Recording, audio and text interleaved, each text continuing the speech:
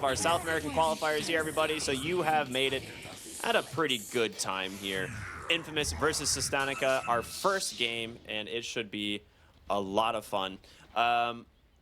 You are correct. I agree that the Pangolier often picked into Silencer for that very reason, but at the same time, you now have Bloodseeker picked into the Pango, so you have an answer to him just in a slightly different way, right? Kind of thing where I come from.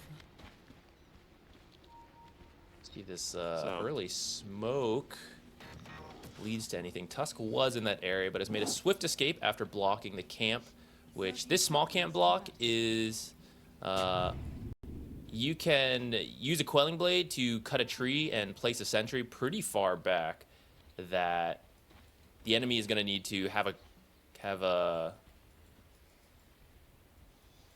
way to block through that. They got to cut through the tangos, use tangos to cut through the trees to find that sentry. So very annoying to get to. Potential fight over the top room. Without the Bloodseeker here, it's a little bit less damage potentially coming out from the Silencer. So when they see the Lina, though, might be enough to just push them away. So it is going to be, with that mid Shadow Fiend like we talked about, the Shadowmire facet pointed out by our observer already. So this is the one that applies the stacking slow as you build up stacks of Shadow Rays on an enemy. Now, it used to, but doesn't anymore, allow you to gain extra souls. That aspect of it was removed. So you do not have the extra soul mechanic when you kill people. Those permanent temporary souls, as we've called them in the past. Dude, I miss calling them that. They were too good, though. They were too good. They were way too good. It needed that nerf. SF players might disagree, but it needed that nerf. I think I saw Analog too many times go like 25-1 in the mid lane, and you know, I think when that kept happening, it was a little too strong. The bottom lane, we're seeing the Bloodseeker Silencer here already get off to a decent start, doing this typical combo here. There's your curse. They'll have the silence come out in a moment. He just needs to pick his target. They really want to get it onto the Pango. It's going to be close. It won't actually connect, and instead Sladen just kills the Silencer. Okay, got a little bit too greedy going for that. Otherwise, you just kill that. I mean, you at least potentially force the foul play out of Mr. Shadow Shaman, but yeah, that hurts a lot.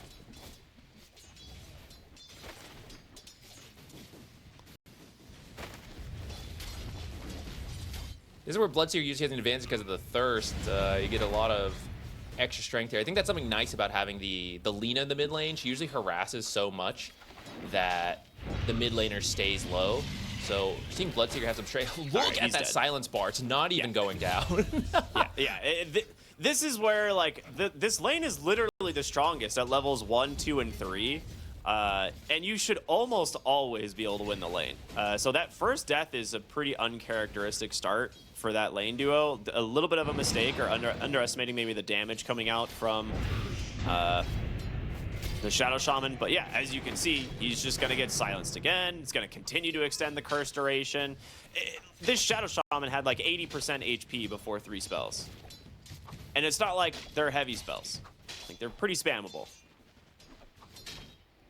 Yeah, it'll definitely be a strong start for the safe lane after that. Lina actually TP out. TP out doesn't make it. TP out. Oh, it was a long TP. Pamploma TP'd mid on the Tusk. No. Oh, that hurts really bad. So Pamploma came into the mid lane to help him, extends the TP duration. And now he has to walk of shame back mid. And this is a lane where typically Lina should do pretty good. And we saw Faker having a pretty good start. So this is going to slow him down a lot.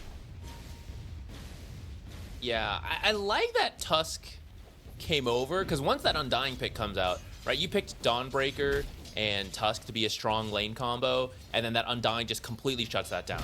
So that's why he had that sentry trick earlier to try to, you know, get things going in their favor. And he's trying to roam, help out mid, shut down this SF, who usually is a pretty punishable mid, but actually Lina dies for it. That's unfortunate. Look at this is ridiculous, man. Yeah, foul play will keep him alive, but this is the duration on this stuff is so long. All right, nice decision from Pamplona to stay mid to find a kill there onto the Shadow Fiend. A lot of fighting already, right? Which is kind of what we expect from this region in general, but also just these drafts. Pangolier stuck around maybe just a moment too long. He is dead as well, I think. That curse should kill him. Yep. Okay. Yeah. I need to play some Bloodseeker, man. Just watching this seems so toxic. I'll play some funny. Silencer. I'll play some Silencer. Yeah, you wanna just queue up? We'll just you wanna get press to, Q on like, people and win MMR? Yeah, I'm down, dude. Yeah, I mean, it's really strong. It will have its weaknesses later, right? Like, once you get Dispels, suddenly you ignore that combo, right? But there's very few heroes with Dispels at the start of the game. Faker in a bit of trouble here. He has raised in 1 second. He's dead. He is. That's a nice rotation from Pamplona, but yeah, their Water Rune is still there. He'll be able to grab it on the Shadow Fiend. I mean, the 3rd point in raise, a lot of damage, especially with the Shadowmire facet, is really hard to get away. Yeah, this matchup can go, it's very volatile as we're seeing. The Lina has a lot of burst damage, which Shadow Fiend's a pretty squishy hero, but then that kind of goes the other way, where Lina does not have any escapes if the triple, or not even the triple raise, just like she's low and 2 raises can be enough to kill Lina, especially with that slow that got buffed on Shadowmire. Yeah. It's cool to see Shadow Fiend. He's obviously invested into a lot of mana as well here, right? Mango, the bottle, it's got a clarity, even the raindrops, now getting a null talisman. Just knowing that the mana regen is going to play a big part for him here in this game, allowing him not only to farm on the hero, but to potentially find kills like that as well. Holding the lane out, so at least Lina's not missing too much. That can be the downside of being killed mid, is not the actual death, but all the creeps you miss out on. But Tusk doing his job, being a bit self-sacrificial to make sure his cores have a good start here. And Gyro is farming well, but you've avoided dying too much to the Undying lane. Yeah. I'm surprised this Pangolier has as much CS as he does, right? Considering how rough of a lane this is, he's actually done a pretty dang good job. Now, he is about to lose about half of his health bar, but not bad.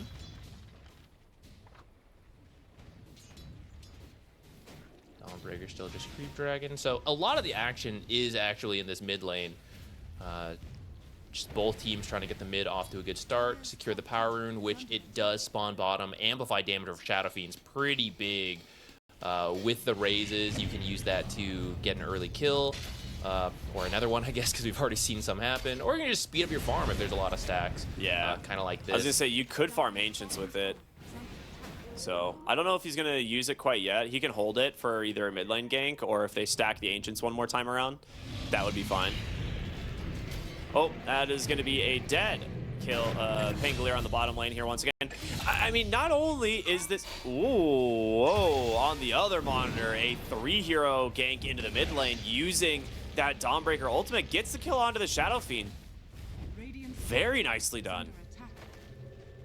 Now, he didn't commit his Amplify damage, so he can maybe get a return kill later. He's got to pick up a couple souls first, but good gank from the Tusk, setting up the Dawnbreaker ult coming in, which she is 6 pretty early because of being left alone.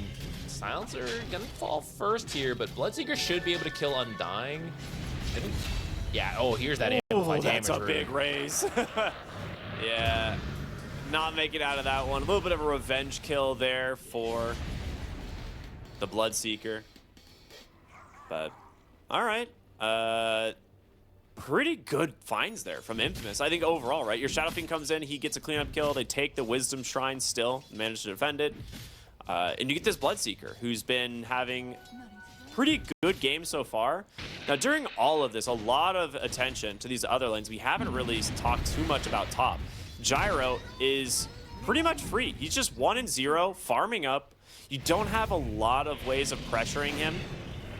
Oh, bottom lane, Lina Shows up, foul play procs, will still get the kill, so Faker collects another one on the Lina. We were talking about how there's probably going to be a lot of fighting. We're at 2 kills a minute right now. Let's see if that average keeps up. It's not going to disappoint, I'm sure. I'm mostly curious where the item builds are going to take some of these heroes, right? Because Gyro, we usually just see like the Falcon Blade into things like Chrysalis or Dragonlance, which, yeah, it looks like he's got the Falcon Blade treads going Dragonlance himself.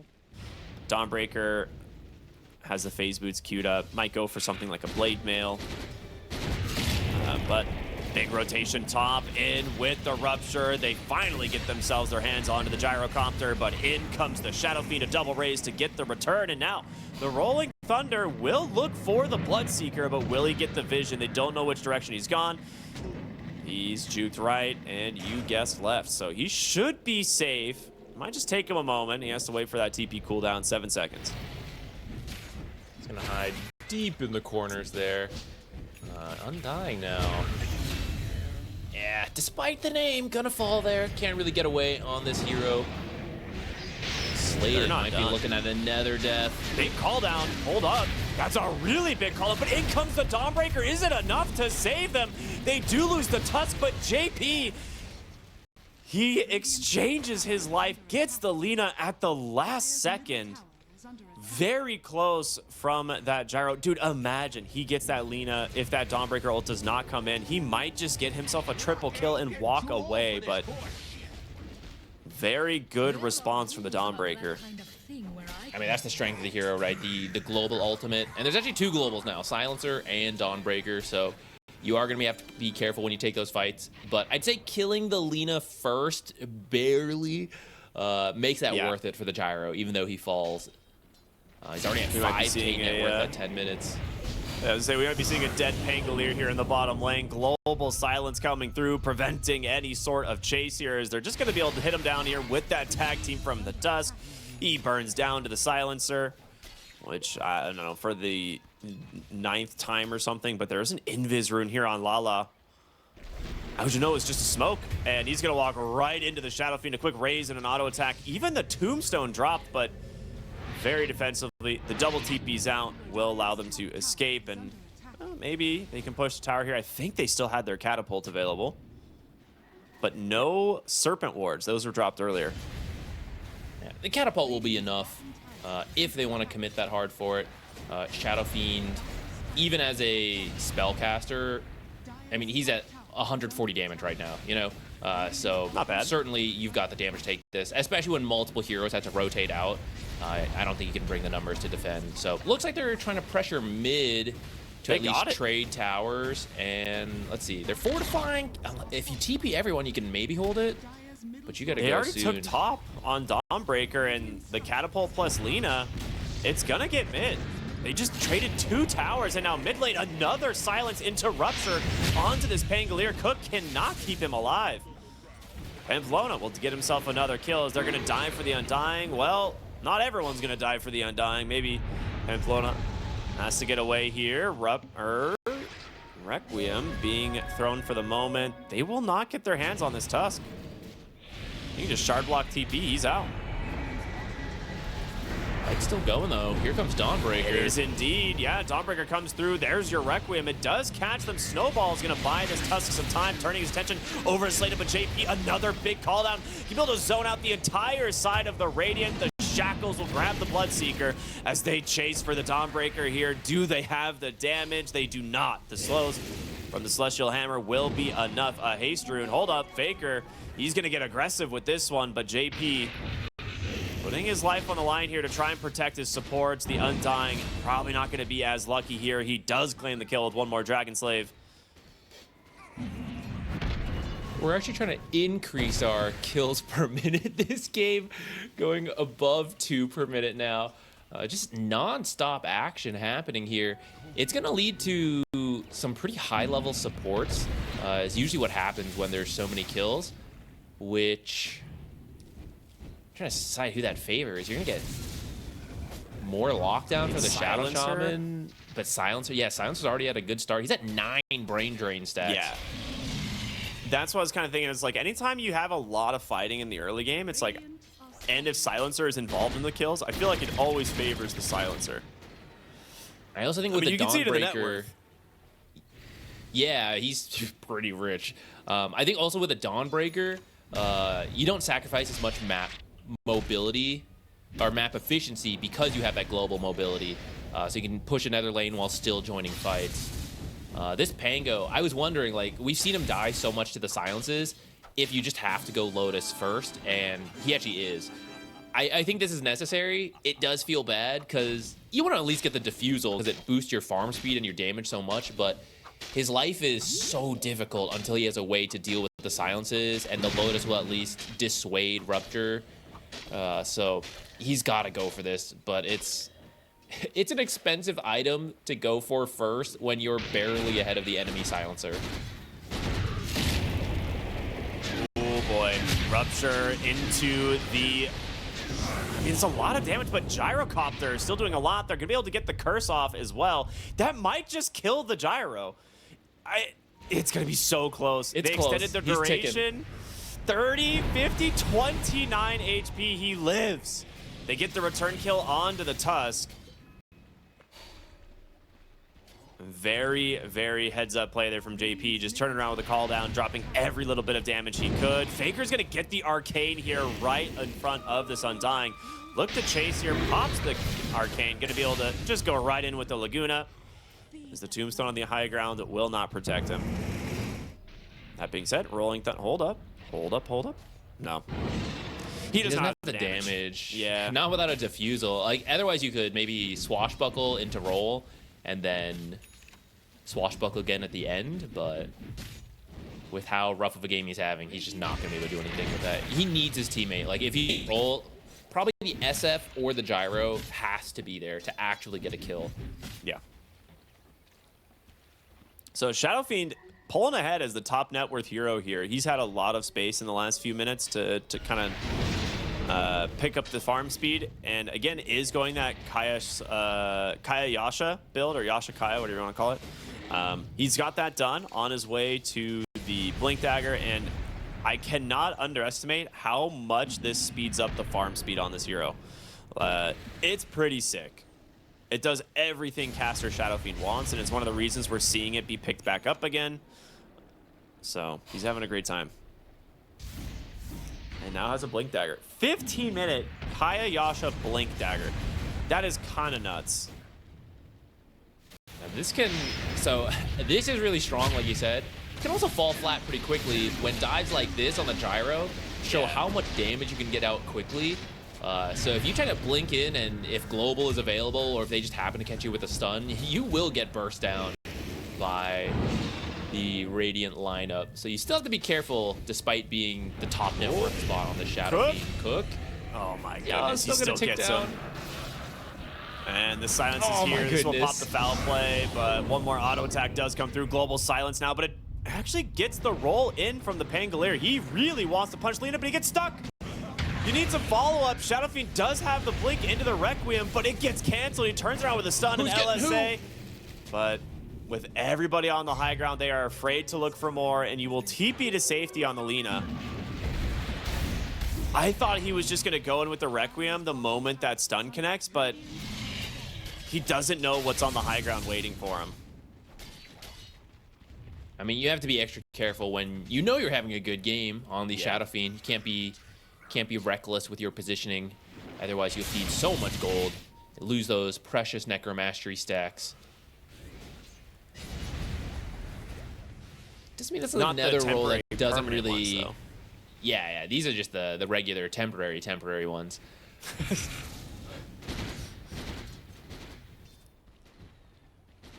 So Mjolnir's going to be the first item from Bloodseeker. Yeah, it gives you a lot of farming speed and damage. Big And fan. then Pango almost at his plate mail, so then I'm gonna get the energy booster first. That's fine. Doesn't matter. The order doesn't matter. He just needs the Lotus at the end of the day. 1,000 gold Still away. another couple minutes away from having that online, and then maybe he can play Dota. Nice. I like playing that game. He's been waiting 20 minutes to play Dota. Guys, come on. It's my turn. Give me the controller. How about not? How about silence? The thing is, there's actually so many sources of silence, so even if he dispels one, like you could be globaled after you use the Lotus, or Bloodseeker. Right. Once Bloodseeker casts his spells, he doesn't actually mind getting silenced, you know? So if you see the Lotus come out, you're like, you know, usually I have to choose between silencing my enemies or boosting myself. Now I can actually do both, and I don't care if I'm silenced. So maybe he won't Rupture into the Lotus, but you still don't mind using Blood Rage after the Lotus Orb is used. Shadow Shaman is very close to the Blink Dagger, so they're going to allow him to just TP top and try and farm this wave here. They really want to get this online. Sometimes you just see like the Aether Lens first, but they're opting to kind of greed out a little bit more for the Blink, which will be a nice power spike for the hero. It's JP on the Gyro. We saw him finish up the Aghanim Scepter a little while ago, going back for that Hurricane Pike. And then eventually the Sange and Yasha. Oh, jump in here. Tusk tried to find the Shadow Shaman behind the tower, but gets punished pretty dang quick. Snowball's gonna end. He's gonna get cleaned up, and that will be the global silence as well. So a little bit of a miss from the Radiant.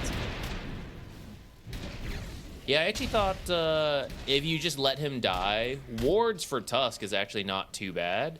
But now that you also committed global trying to save that Tusk, that might actually give Infamous some room here to maybe get this mid tower. They've been down in tower since that earlier exchange.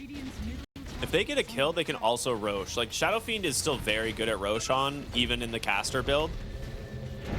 But mid lane, they have their eyes set on JP. In comes Faker, a lot of damage. They're gonna try and save him with the Lotus Orb. The Tombstone's down, all the heals, but the Requiem deletes the Bloodseeker on the backside. The Rolling Thunder trying to chase down the lead, but he bonks a wall. Faker might be out because of that, and he is. Oh man, that is the second time here the Pango has really had a rough time connecting on that. Van Bloma looking for Cook here. Sladen, an aggressive blink into the Hex. Here comes Shadow Fiend, but a Blade Mail gonna prevent him from using any of those spells quite yet. There's the Shackles coming through. Baker in as well here on the Lina. Tries to finish off Cook. Should get the kill now. Turns his attention to Sladen. Foul play will proc. Just needs one more attack. Gets the double.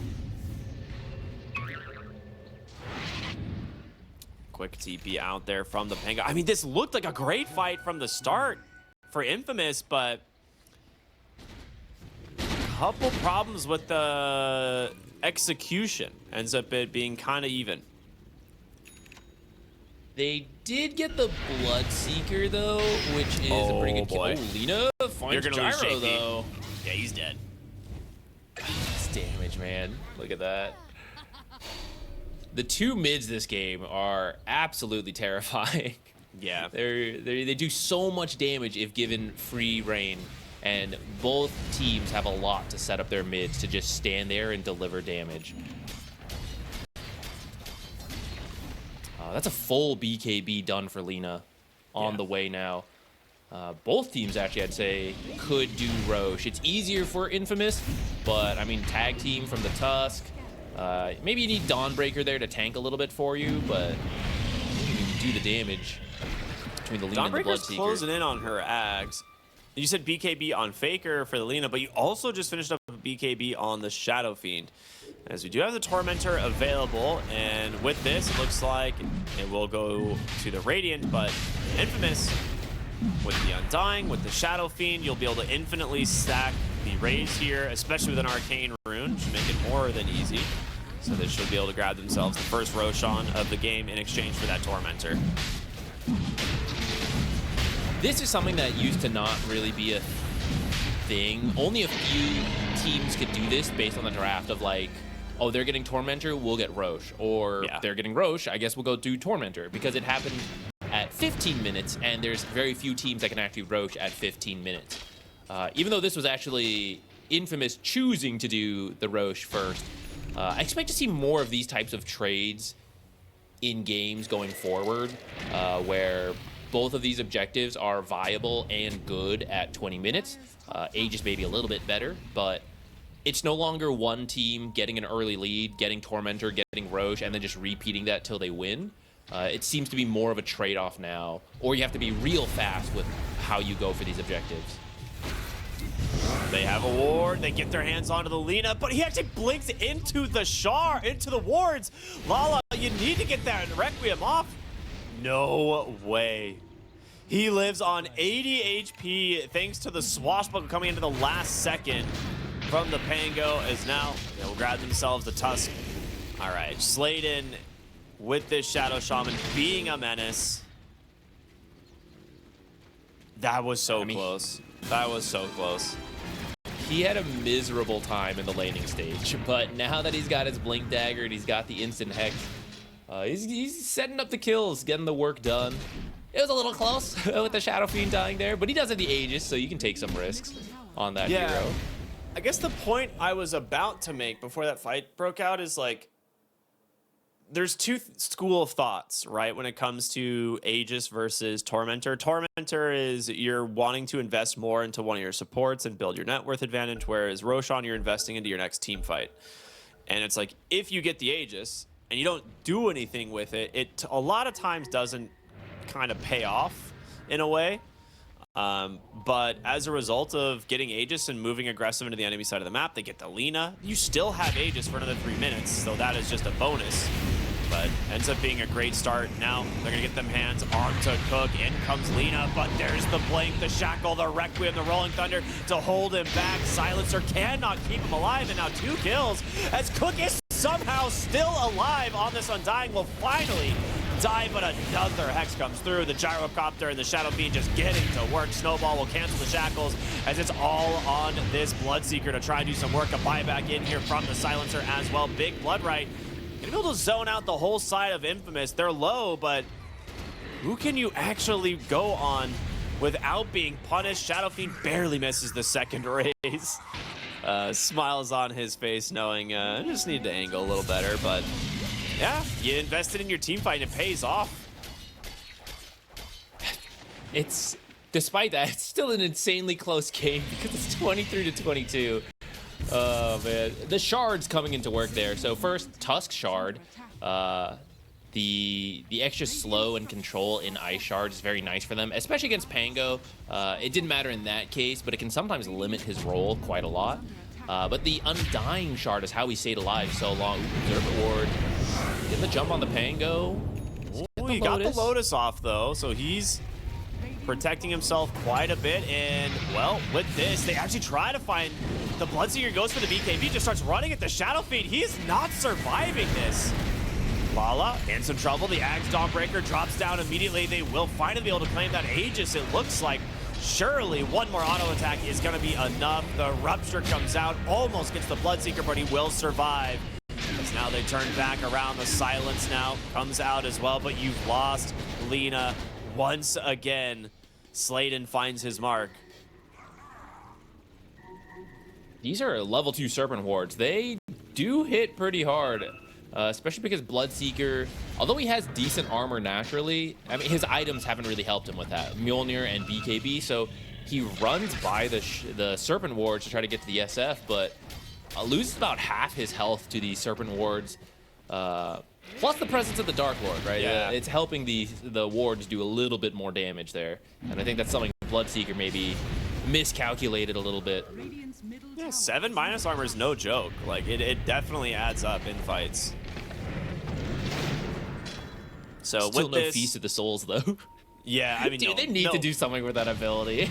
They need to just do a new ability. It's just not a thing. Like, it actually, they tried buffing it, and they did the exact buff that I had theory crafted for a while, but then they just nerfed the spell, and so now it's just worse again. Dawnbreaker could come in. Nice stun on these heroes. The grab ally from Cook. But a reverse Rupture, and that's gonna hurt this Bloodseeker so much. He gets feared for so long. The Ags reveal just kills him. Oh my goodness. The Ags plus the Fear talent at 20. The self-Rupture just runs himself into the grave. We're seeing that Undying Tombstone Shard value again there as well. Once you commit in hard, you just jump to the Tombstone for a little bit, pop out whenever you guys want. Well, actually, there's a limit. You got to sit in there for 2 seconds. But once you leave, right, you can choose when to get out. So keeping everybody alive, allowing the team to respond. Oh, Dude, nice. We get a look at this replay of that. fear. Look at that. I mean, it's such a great ult from Dawnbreaker, but a really quick response from Cook. Look, watch the fear duration. It just doesn't go away. He took 1,400 pure damage from his own rupture, man. That's not okay. He's so fast too, right? He's hurting Yeah. himself more during that fear and self-rupture. It's pretty funny. He's like, haha, I'm gonna get in there and do a lot of damage. And he's like, haha, I'm gonna run away and die. Big item pickups though coming through here, as you know, a couple fights back to back have led into some new pickups. The Shadow Shaman getting, of course, the Aether Lens, which he kind of showcases right there. Shadow Fiend obviously got his Aghanim Scepter that we just saw revealed. He's going for a Linken's, and now Gyro with the completed S and Y going for the Satanic. So, pretty big power spikes, and suddenly a 9,000 gold lead here built for Infamous after what's been a pretty close game net worth-wise up until about 24 minutes, where it was almost dead even. Yeah, they're starting to get the big kills, right? Where Yeah. Shadow Fiend hasn't really died for a while now. The lane was a little bit rough when they were putting the pressure on him, but now he's 8-2 and 11. Whereas the kills they're getting are on Well, and May just cursed him. That'll be his third death Nice there. one, Zach. A really good find because he has been at the very top, and that's been what's been building this lead. That he snuck his way, not really snuck his way, but he's been getting They're so many gonna kills fight this. consistently that he was at the top. Get a return kill. JP's in. Rolling Thunder is here. They're looking for anybody else, but the Lina has popped the BKB. She's going to be safe. Pamplona not going to be as lucky. Cleaned up there by the Gyrocopter. Lina was Decent just response. about to walk through the trees to reveal herself, and they could have gotten Yeah. the Lina kill instead of Tusk. That Yeah. was really, really lucky timing for Lina, unlucky timing for Infamous. Man, Dawnbreaker's Axe is so good. I know it like changed kind of the counters for her, right? It used to be like one of the big counters to things like Chronosphere and Black Hole because you would just sit there and heal your whole team. But dude, the fact that you just like instantly join the fight and stun everybody is pretty cool.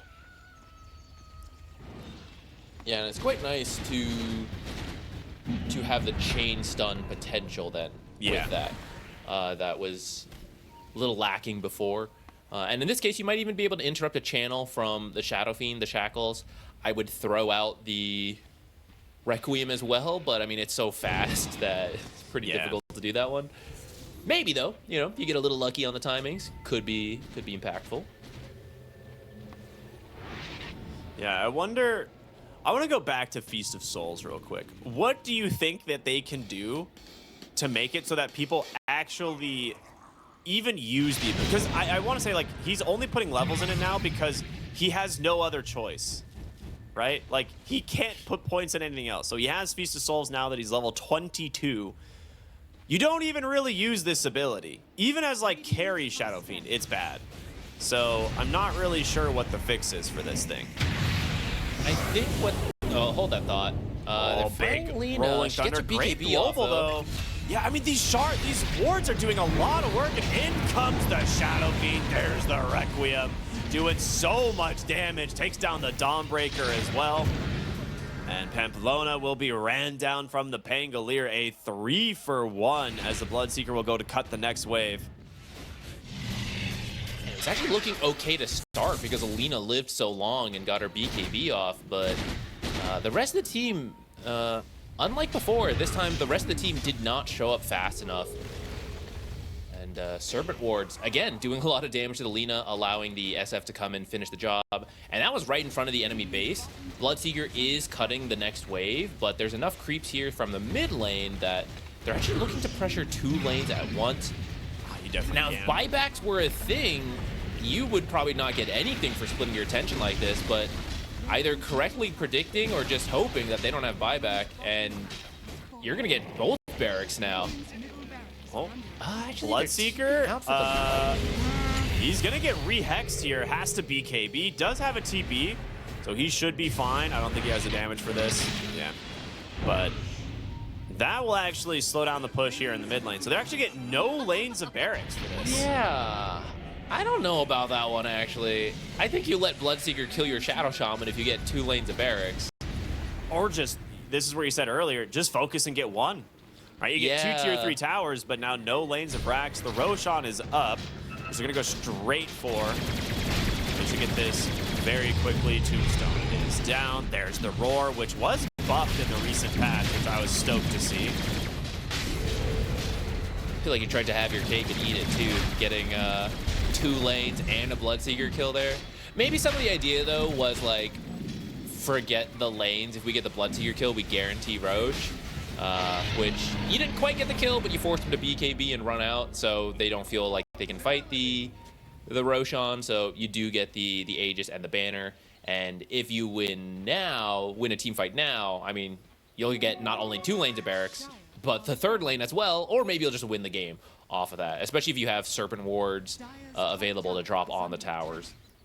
You know, if you consider Roshan cake, they did get their cake and eat it too, you know?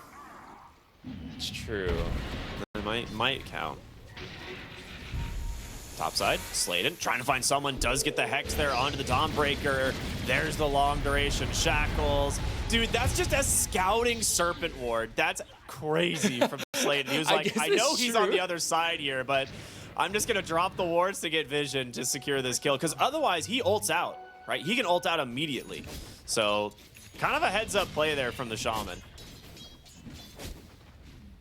Yeah, I mean, at this point, wards, like in the early game, you want to use the Serpent Wards for towers because they're so good for that.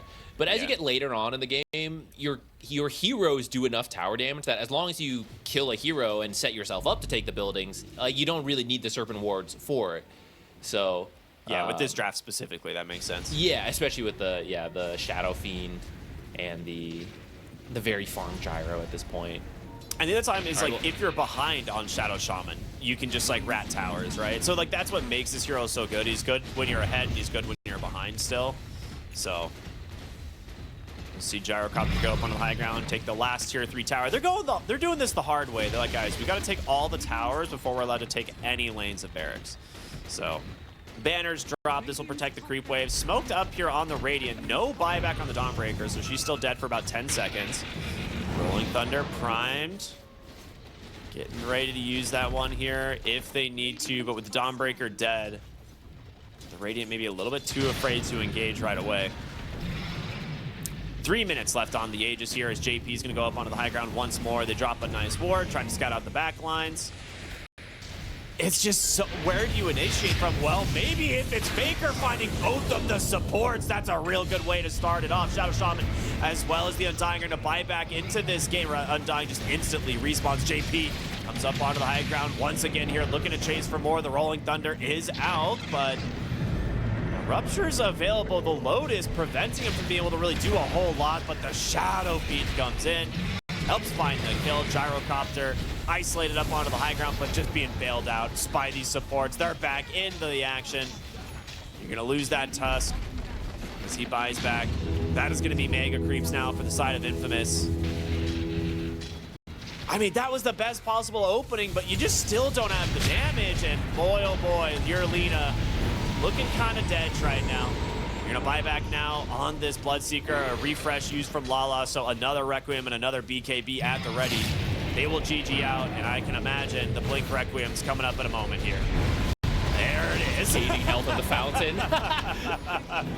Ultra kill for JP to end this one at 30. So let's jump into game number 2 as we're finally unpaused here. There was a little bit of delay, but we are underway as it will be Infamous versus Sustancia. Infamous currently up 1-0 in this series. They had a really good start off of game 1. They had a really, really fun draft, a lot of fighting.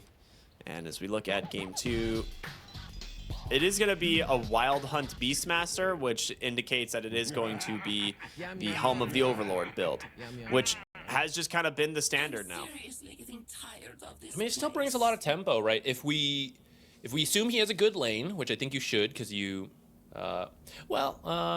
I guess it did end up being a Sand King mid instead, so maybe that changes the math a little bit on how the lane will go. But I feel like Beastmaster will still have a strong start, which means the Helm of the Overlord is coming out quickly, which means you get the tempo going. Dragon Knight went the corrosive facet, so a lot of tower pressure can come out if you group these two heroes together, not to mention the Serpent Wards. So a lot of early pressure, a lot of early team fight. I'm looking at this Nature's Prophet, going for the Spirit Vessel. Spirit Vessel's going to be so strong this game. Like, looking at these heroes, it's 3 tanky cores with the Phoenix healing behind. So Spirit Vessel can get work done. And I'd love to see an early Shivas from, I guess the Sand King makes the most sense. Yeah. Maybe Centaur could do it too, but I think it's better on Sand King. Maybe one day it'll be the Clockwork with Chainmeal going for the Shivas, but probably not today. Probably not this game. It's a pretty good armor game, pretty good armor game. I will say the Centaur, I think, might opt for a Crimson Guard eventually. Like, maybe he'll go for just like an early pickup in like a Blade Mail or something, but he has gone the new Counter-Strike facet, which was upped slightly to now increase all damage taken just in general. It used to only be hero damage, if I'm not mistaken, which generally was like unreliable. So you couldn't really guarantee you're going to get the extra damage out of it. But now you can tank a creep wave, you can tank a tower shot, and just run up and double edge the enemy hero and laugh at them as they take a massive nuke to the face. So it's good stuff. Obviously, it is still going to hurt you quite a bit, but Centaur usually okay with that. Very high. I wonder if part of it is the Phoenix as well. Like, Sunray's going to do so much damage to you, but maybe you can make value of that and double edge one of these tanky cores. It really is going to be another brawl fest. I feel it's just like which tanky core lives, because we were talking about the tankiness of the Dire lineup. I mean, over on Infamous Radiant, it's Centaur, Sand King, Tiny, right? With the heals of the natures, it's just as tanky. Sunray may be a bit better healing than the Sprout, but still the value is going to be there when Phoenix, I imagine, will also go for a Spirit Vessel. I feel like the Soothing Saplings change was actually pretty cool, because it was kind of trash beforehand, right? Like, it just healed a tiny AoE on your Sprout in the area around it, and you're like, I don't really want to lock my carry inside of trees right now, but what options do you have, But now you can use it offensively as long as your carry is within the radius of the saplings and will still get the heal. So, like, it reminds me of Warlock in a way, that like Shadow Word, where it's like a lot of times you are kind of winning these like equilibrium trades where you're getting a little bit of chip damage and the enemy is, or you're getting a little bit of chip damage on the enemy and you're healing. So you're just kind of always going to come out ahead in trades. Yeah, and those types of abilities are always strong. Yeah, it was too hard to use before because, like you said, you cast it on the enemy, but then you don't get any healing. So the fact that Enchanted Trees was a really smart way to make it a little bit more viable. I wish the tree, so it's 900 radius for the trees to be enchanted, but then once the tree is enchanted, it's 175 radius to actually heal you. I wish that was a little bit larger. It might be too good if it was. Yeah, that's why it's like finely balanced, but I feel like 200 range would help. Because right now, the way it is right now, it's good in pro matches and like high-level pubs, but it's very hard to get value in like the average Dota game because a lot of cores aren't moving close enough to trees.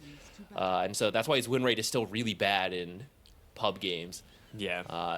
There are heroes like that, that are like, they're good in pubs, bad in pros, good in pros, bad in pubs. And I think the way this heal works right now is it's good in pros, as we're seeing it here, but pub games, the core is like, I should tango that tree? Nah. Should I stand near the heal? Nah. And it's just not getting any value. Yep. There's a ward here on the top side. Lala.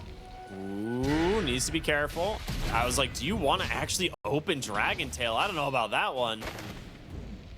They do it anyway.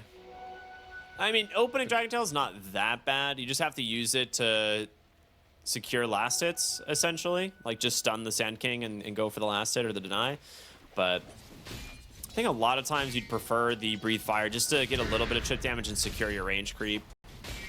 Yeah. I mean, if it got you first blood, it would be worth it. But the fact that it also did damage to Sand King, Yeah, like, you that's usually true. need Breathe Fire to contest the last hits, you know? But if Sand King is just low and has to be careful of you, then you can get the last hits. So the fact that he was initiating on the mid helped a lot.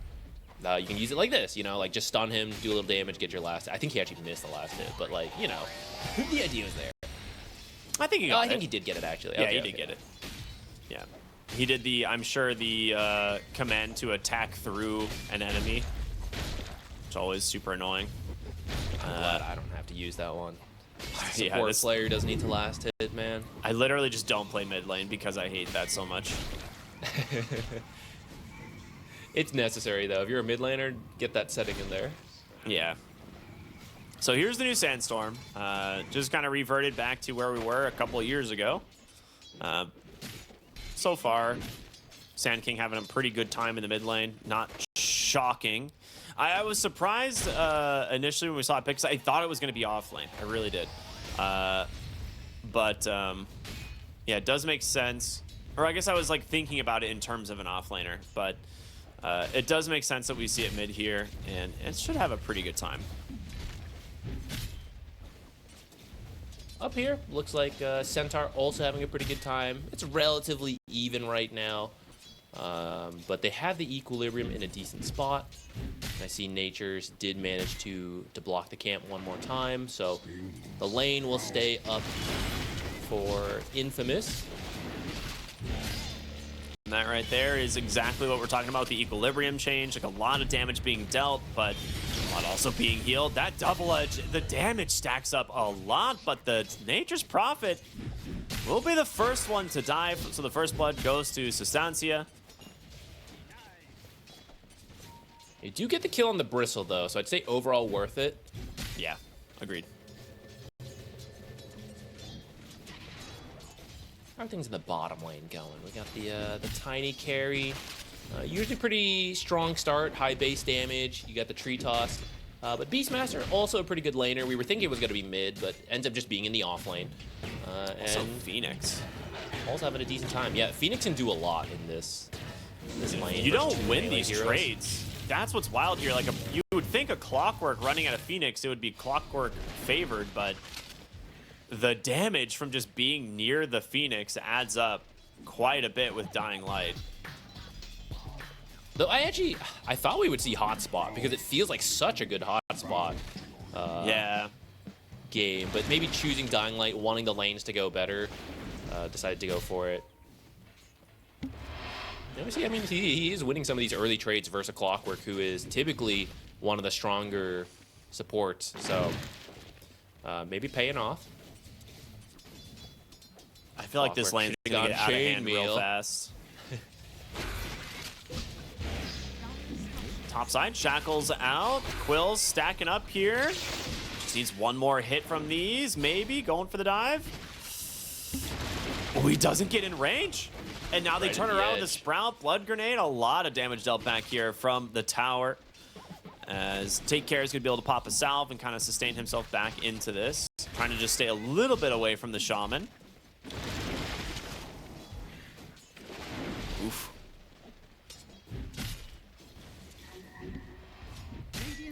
So 2 points in the Stomp, actually, in this lane, which I think at some point you have to decide if you want to play around Stomp or if you want to farm. And if you want to farm, you need to get points in your return.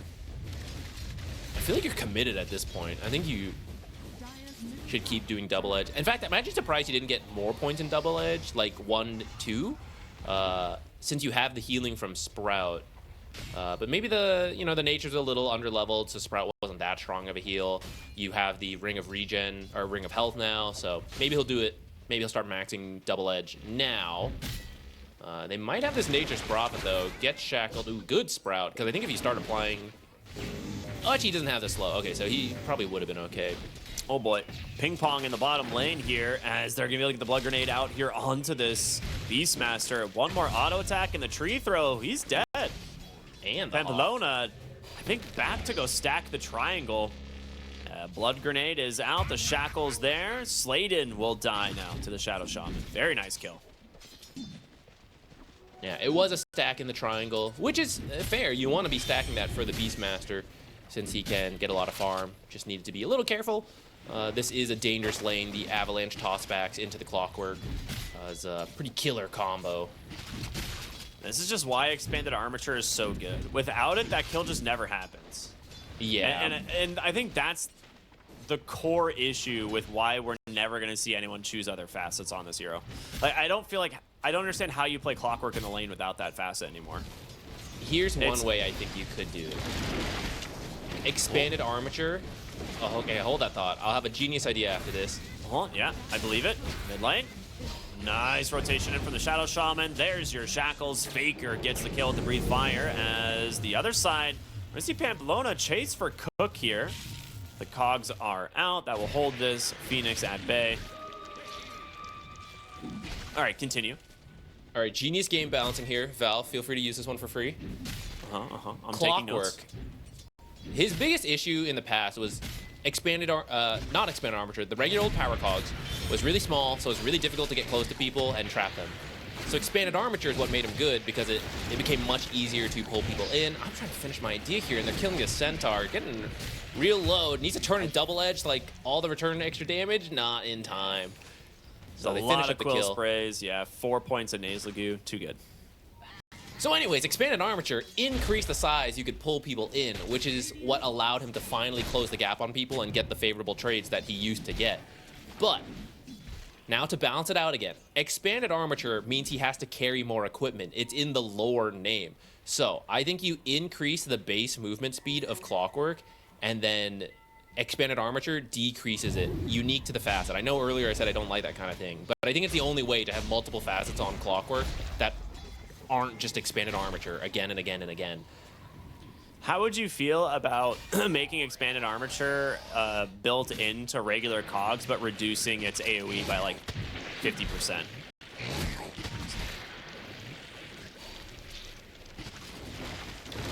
feel like that would work. Top lane. Cogs comes in, traps the Bristleback, ping pongs into the stomp. They get the kill. Faker now TP'd up here on this Dragon Knight, and they might find themselves another kill onto Sladen. This Nature's Prophet has just been food for the DK, which, Dragon Tail out. Centaur, pretty tanky, has the Vanguard, but they still might be able to get the kill. Great cog placement.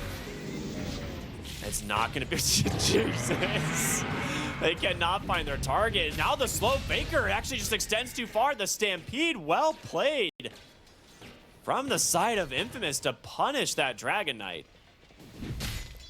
That's a why huge no one kill. wants to trade away expanded armature for any other facet right there.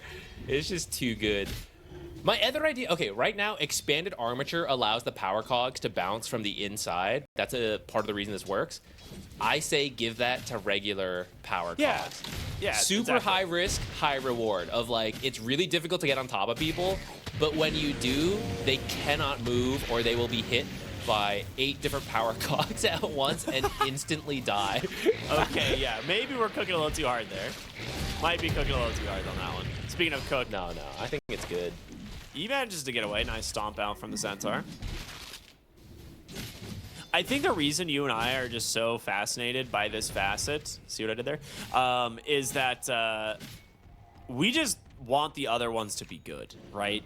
We've seen Clockwork for like, how long have facets been in the game now? Almost 2 years, and it's been played only exclusively in this way outside of maybe a handful of games where people tried hookup, or they like selected hookup by mistake, and then they lost the game as a result.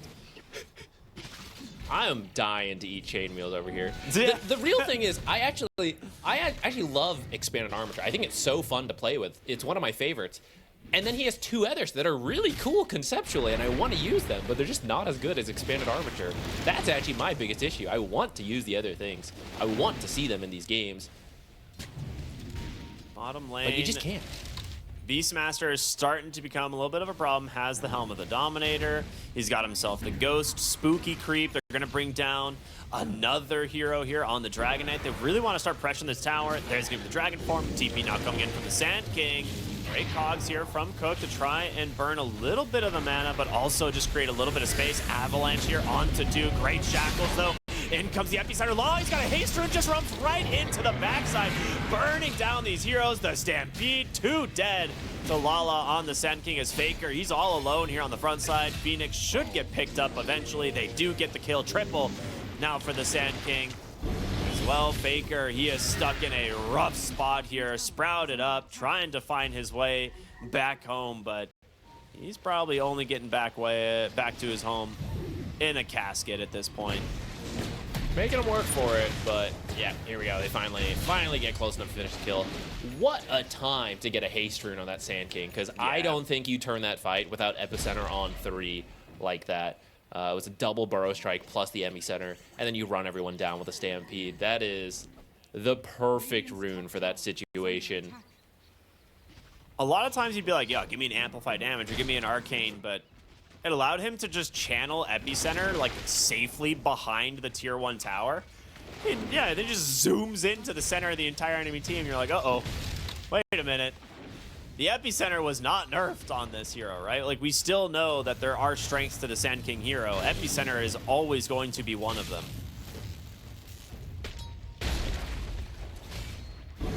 Yeah, with that, we talked about the Shivas. So he has his Blink, gonna queue up the Veil. And if he continues to have the strong start he's been having, I mean, Sand King's at the top of the net worth, then we could see a pretty quick Shivas, which will be very strong this game.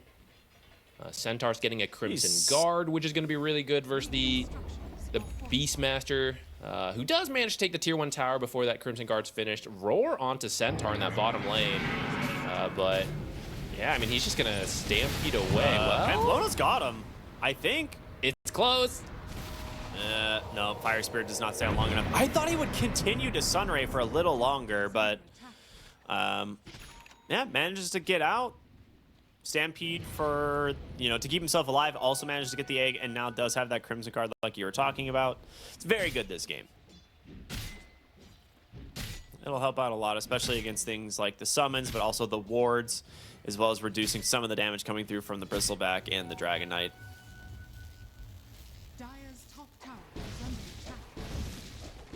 Smoke up from the supports. You wouldn't expect this. I mean, they just used Roar and Egg. Usually means you want to chill. You have the ward trap available. You see the Sand King. Ooh.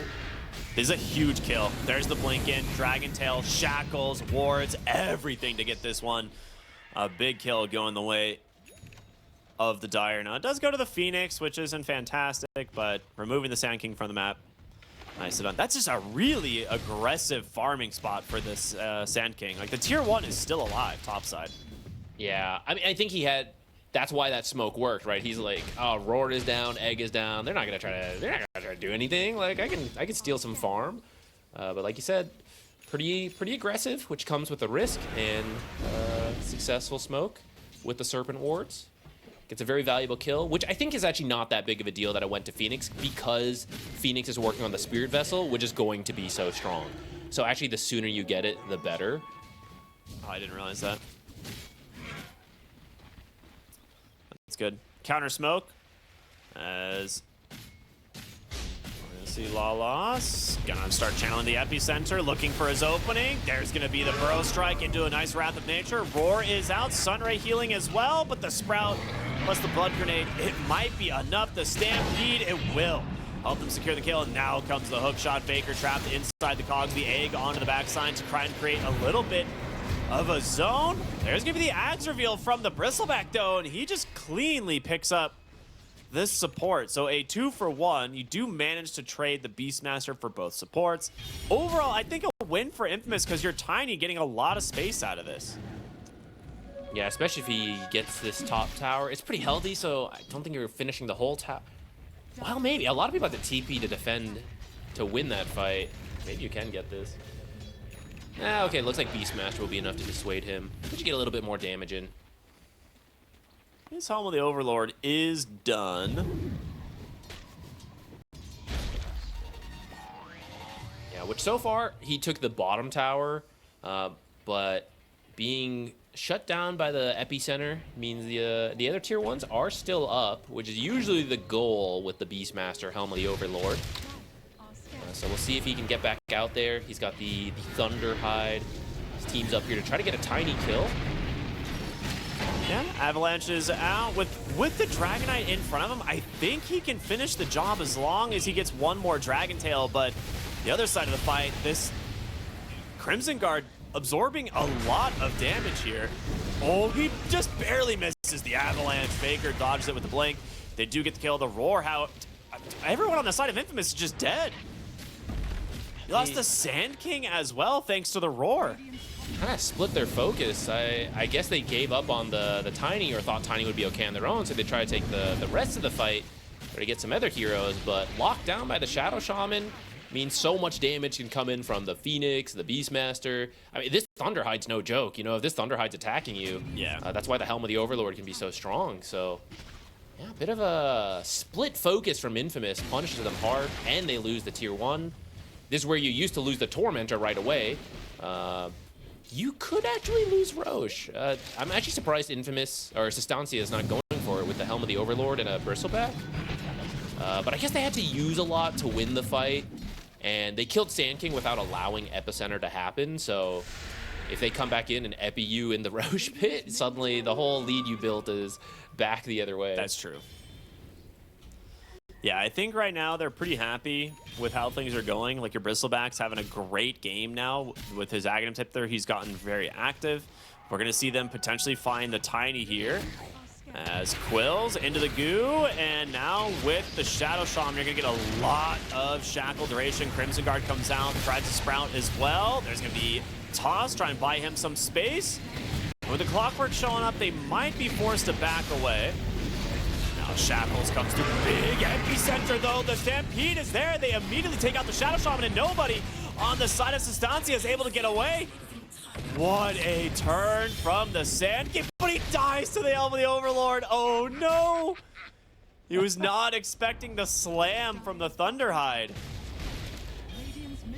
Few people do. I mean, it's not one you think about a lot, but yeah, gets the kill with that. In the end, I'd say it's still worth it. That was Sustancia starting that play, and you end up losing more heroes. Dude, that was such a sick turnaround from the Sand King. I didn't even realize how close he was. I thought he was much farther away from this fight, but a 5v4 advantage pays off. Yeah, this is where Bristles in the past would have easily picked up that kill and moved on, but he has been nerfed because he's been so strong for so long. He's been slowly nerfed to the point where that Tiny is just a little bit too tanky for him to kill easily, and it gives the time for those rotations to come in. Some of the Sprout healing helping to buy some extra time as well. Seeing the value from that come in. Off of that, though, the epicenter they were scared about got used, so it seems like they're beelining into the Roche pit. It'll be... They know about this. They did flare it. What creep do they have? I don't know if they're going to make it in time, though. We'll see. It's going to be very close. With the Dragon form, with all the minus armor, another flare does come through. Clockwork might be able to find a hookshot angle, but Faker looking to block it. Hookshot, no, it's just barely not in time. That was really a good close attempt from Cook. Very close. You know what? Cook is going to be kicking himself right now. He faked it the first time. He faked it. Yeah, if he actually sent the first one, he gets it. But, I mean, it's totally blind because Flare had ended, so he was feeling it in his soul, and it was really close.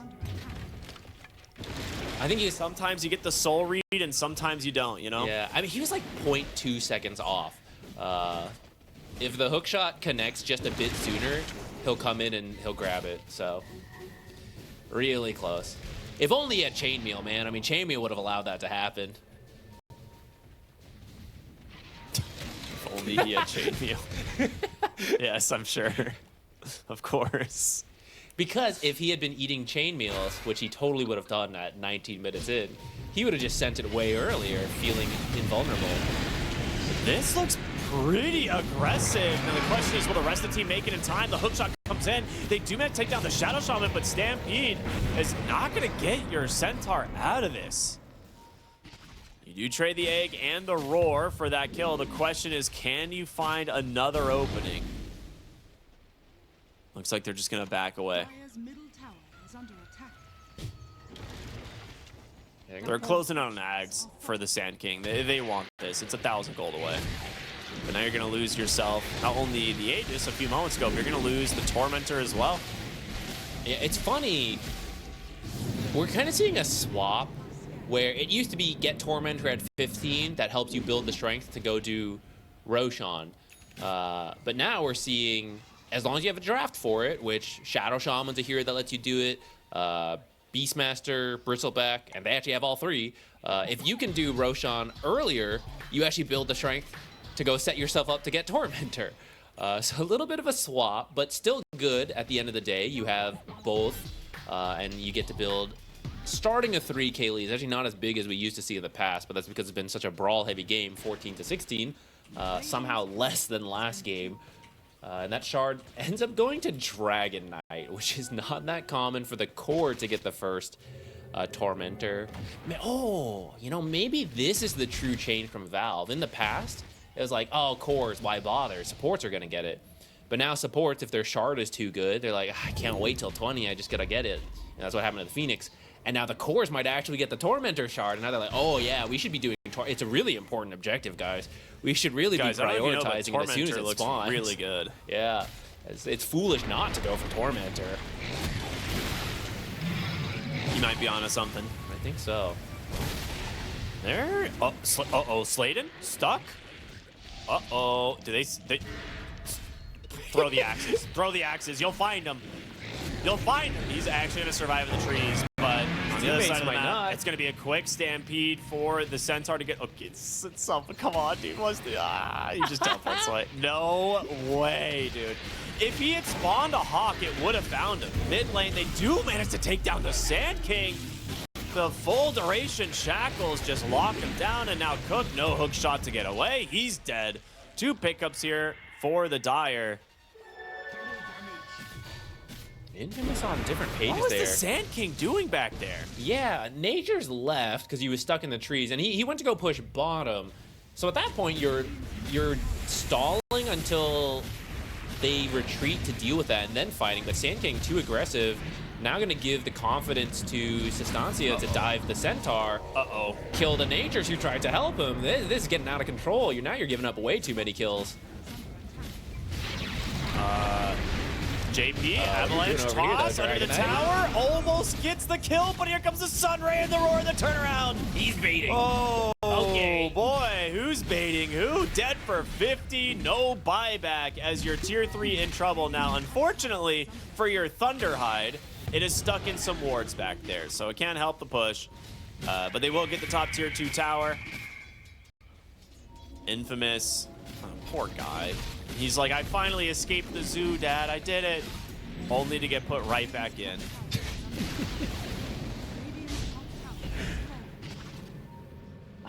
Dude, what did I just say? 3K lead? Like, right after they finished Tormentor? Yeah, like 3 minutes ago. Yeah, immediately jumped to 11K off of 2 towers, huge team fights. This is the danger of small mistakes. They go for the hookshot play. They get this Vessel onto the Shadow Shaman. He's going to get saved, but there's your epicenter. The pipe will not save the Beastmaster. Surprisingly tanky. But they do get the kill. They get the Overlord with it, so ends up being like a 1,500 gold kill. Like 1,400. Yeah, you're gonna need more out of it than that, though. Let's see. I mean, tier 1s are still up, so actually, if you can take some of these tier 1s, that'll help you a lot. But Infamous now suddenly on the back foot. Hopefully they realize it, because when the game is so close for a while, you're not expecting like a 10K gold swing at 24 minutes, you know? So you might underestimate how strong Sustancia is now once they actually buy their items. Like, you killed Beastmaster before he could get back, because they hadn't spent all the newly earned gold. But if you don't respect that potential threat, I mean, you're gonna have some new items on Sustancia. They will finally get this top tower.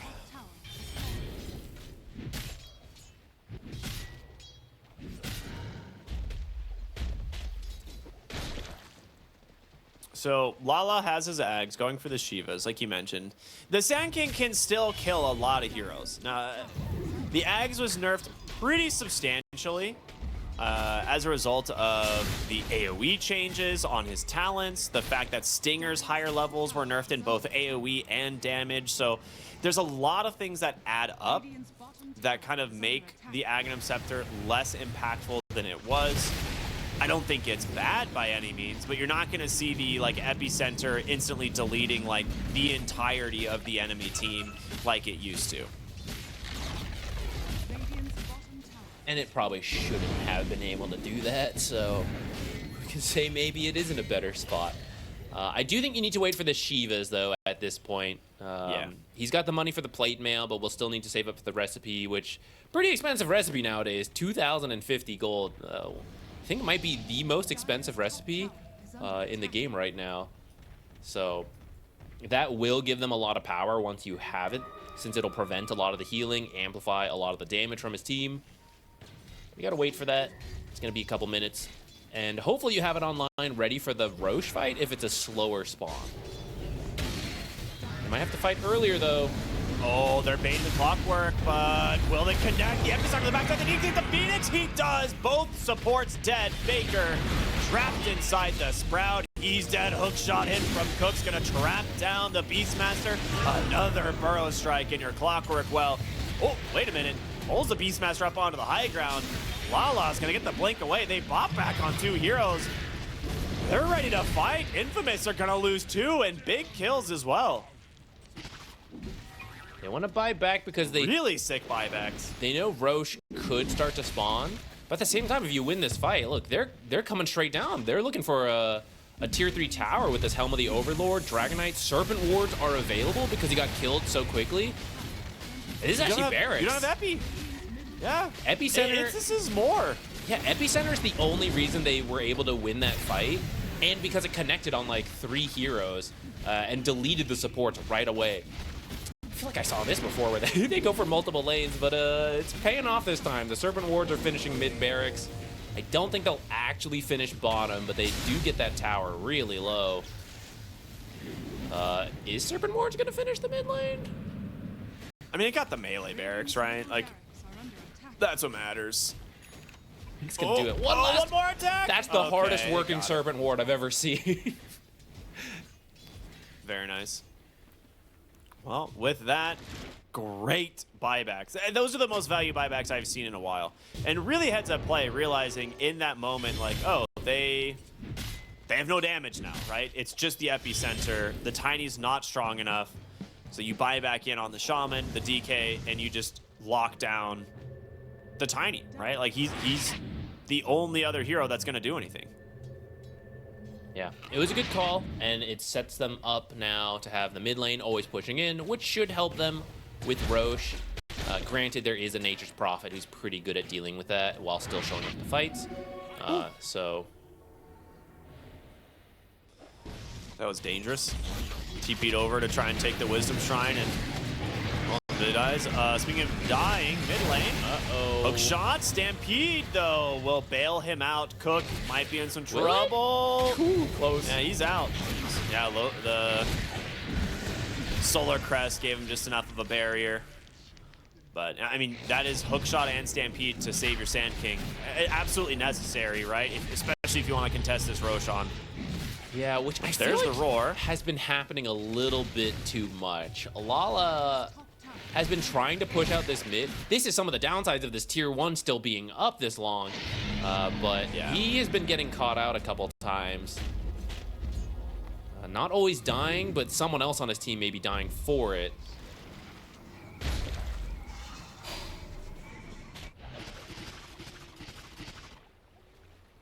So, second Roche on the Bristle now. I mean, you've already opened up the mid lane. If you win one more fight in front of the enemy base, it's megas, if not the end of the game. You gotta be very careful on Infamous now. This is where creep cutting helps a lot, and fortunately, they at least have some of the side lane Faker's towers. expecting this. Faker knew it was coming. He's looking for JP. He's gonna pop the Silver Edge, the dust. It connects. Very optimistic TP is. There's the roar. They've got everything here to find this kill. 70 seconds without your Tiny once again. Dire's bottom tower is under attack. Yeah, if the dust doesn't connect, maybe you can Silver Edge on out of there, but very hopeful. Do you think TP. Dust is too strong? Um, And I'm not just Nah. saying this because I love Ricky, but I do feel like it might be too strong. 75 AoE nerf. What do you think? I think it should shrink. I think the lasting duration is quite strong. I think after Yeah. you use it, dust settles, you know? So, like, full range It and then should- shrink over time. Yeah. That's actually a really good change. Everything on your epicenter here. The Shivas is done. You don't want to commit the epicenter just to get the Aegis out of your Bristleback, but they're going to be able to get a lot of healing in with the Sunray.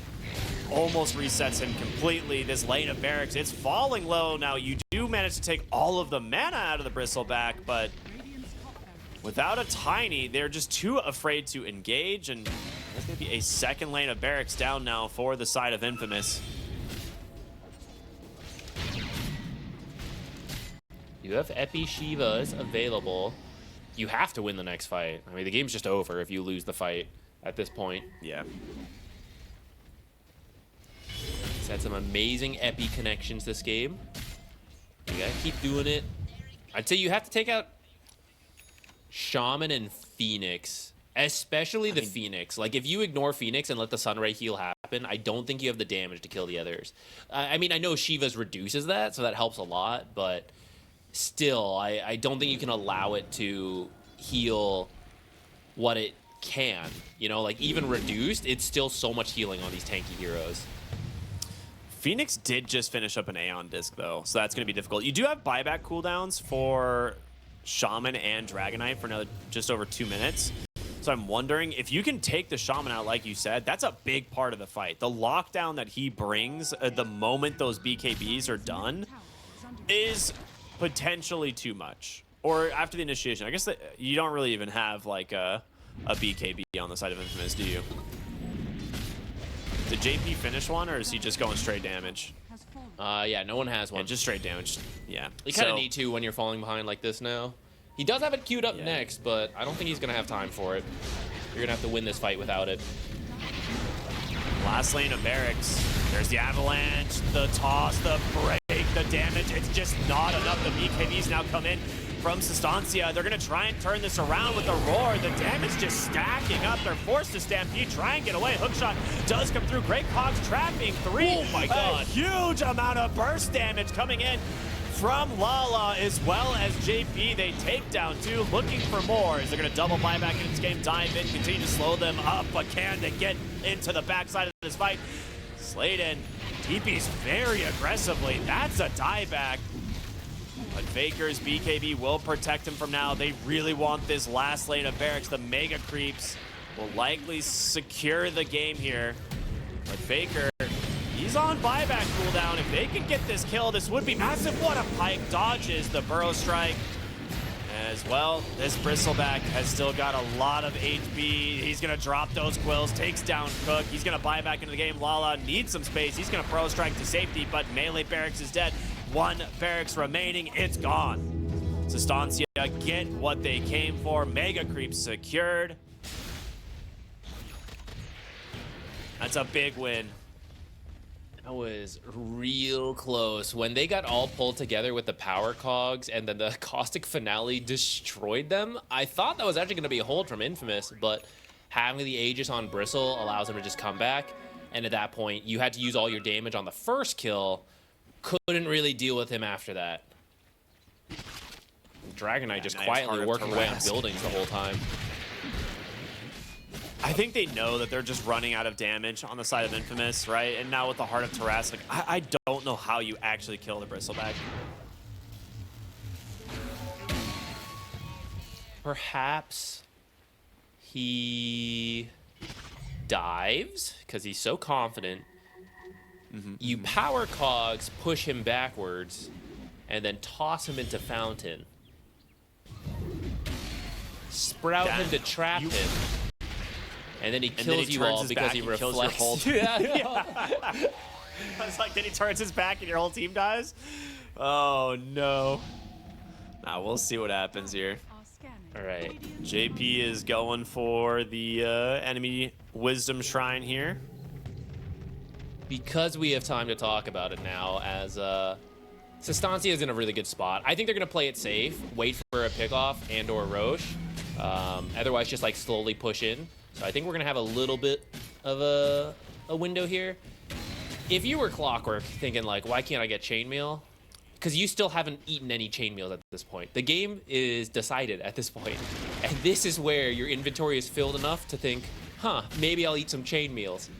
It just has no impact until this point to the game. But now that he could do it, do you think it is enough to allow him to tank infinite mega creeps with all of the bonus armor? You need, what's the amount of gold? You need to reach like 90 armor, and then you can just like tank infinitely. 90 divided by 4, quick maths. Like 20,000 gold. No, that's way much. 10,000, something like that. You need a lot. It'd be like 12,500-ish. It's just, you know, that's his 130% of his net worth right now. I mean, he'll get there any moment. That's not bad. Yeah, he's close. He'll get there. Just needs another 70 minutes. Oh, you need another. If there's any chance to win this game at this point, it's going to be at 70 minutes. You have to hold so long and then hope you get some crazy tier 5s and just win a big fight and rush it down. I do always feel like Tiny has that late game scaling potential. Like right now, we're not really seeing it just because they're kind of lacking the burst outside of Epicenter. But at some point, I feel like Tiny might be able to like bring in some of that extra damage. It's just right now it's a little rough. Clockwork also dead here. You just have Chainmails would more not protect you sustained from that. damage. I mean, Clockwork kills enough. He bought back earlier, I think. Yeah, he's on buyback he did. cooldown, He's on so cooldown for 4. even though he's a support, that's enough to give you the confidence to come in here. You might not end the game, but you at least take a tier 4, chip it down. Committing the banner in the wards. Oh, they're going for it. That's a nice stun here onto Slade, and they're going to turn around with a stomp, but he's just getting burnt down from the Phoenix. Pulled back in from that harpoon. They get the egg off at the last second. Stampede's not going to save JP. He's got a buyback, but I think we're going to see some G's come out here fairly soon. Centaur walks out of the base, instantly shackled. The base, the throne, it's under siege. In comes another Burrow Strike, trying to make some space, but those Serpent Wards plus all these heroes is just going to be too much to deal with. We might have ourselves a game 3 here in a moment. There's going to be the Silver Edge, but they've got the detection. Dimeback's now on the Tiny. They're going down, but not without a fight. GG finally drops. Sustancia will take game number 2. We are going the distance to kick off the qualifiers. We were talking about South America being such a strong region with Dev, Tormentor, and Roshan potential. So we'll just have to see. I was so confused. We go into the game and I'm like, why do I hear basketball sounds? It's the Oracle taunt. Totally forgot that thing exists. All right, it is game number 3 here. Sustancia versus Infamous. Now, it's not an elimination game, but the loser will drop to the lower bracket. The winner will go on to play against Heroic, an equally as intimidating reward. As for the draft, the facets, it's Solar Charge, Dawnbreaker, Tag Team, Bear Down, Suffer, and Silence. Whoa, he went Diminishing Return. Wait a minute. I mean, we don't really see this facet that much. I thought it would be decent and people would kind of pick it up here and there because it does seem like a lot of damage, but most people have been taking the internal empowerment just for, you know, laning's sake, but Faker going for it in mid here. I think some of the idea... It's a cool facet. Yeah, I think some of the idea is that he's going to go for Spellcaster Magnus, because you have an Ursa carry, right? You know he's going to bring a lot of damage. You have supports that bring a decent amount of damage to amplify cores. Dawnbreaker brings a lot of damage. So rather than try to be another right-click damage source, you just need to catch the heroes, right? If Oracle is out of position, if Sniper is out of position, that's where the fight becomes really easy because you just kill them, skewer them out. And I think that's what he's going to prioritize. So going for the diminishing returns might also help him in the lane versus a long-range sniper. Not as easy to use the Empower to start. Yeah, I think I've seen... So I've actually, when this facet came out, I actually played it quite a bit because I really liked the old shard. I thought it was really good. So I really wanted to try, you know, the facet that just gave it to you for free, essentially. It feels really strong. I think you have to rush Kaya. I don't think you have a choice. I think if you don't get an early Kaya on this build, you just run out of mana completely. So I would like to see an early Kaya pickup. And he might go... I think the build has typically been like Kaya into Blink or Blink into Kaya. And then you just finish your Kaya Yasha into like the Aghanim Scepter and stuff like that. And you just spam this ability constantly whenever you see a hero. I'm down for it. I mean, I think Spellcaster Magnus is a lot of fun to watch. Whether it's better or not, I guess we'll find out in a moment. For now, Sniper doing fine in the lane. Yeah, he's playing around the shrapnel well, just making sure to stand inside of the shrapnel, keep it on the wave, and get what last hits he can. Now, the shrapnel, I'm surprised he still actually has quite a few charges, but yeah, as this goes, the harassment damage from Faker is probably going to add up, especially, like I said, since he's a hero that buys bottle. He's going to have that on the courier right now versus a sniper who just wants to get early boots and stat items.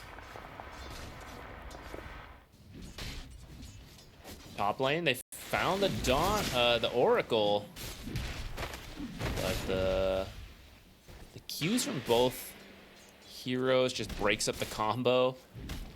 Well, he's out, but we see the damage potential. Oracle got pretty close to dying there. Yeah. Have they tried to make a play with the like pick me up Slardar on the bottom side, or has it just been Silencer kind of avoiding the lane? Haven't seen it yet. Marcy just hit level 2, so it's available now. But you go for the Silencer, like you said. Ursa, a little scary to go for. I mean, the lane's in a good spot for Infamous right now, so if they can keep it that far back, I think they're happy. Oh, yeah, she gets a good pull on the hard camp, so that should keep the lane in their favor for quite a while. She grabs the Lotus as well. Mid so lane. Maybe with that, you can look for a kill. A little bit of a extra heal. I was going to say Tusk was trying to make a rotation, but there's a ward seeing him, so Sniper not going to get caught from that rotation at all.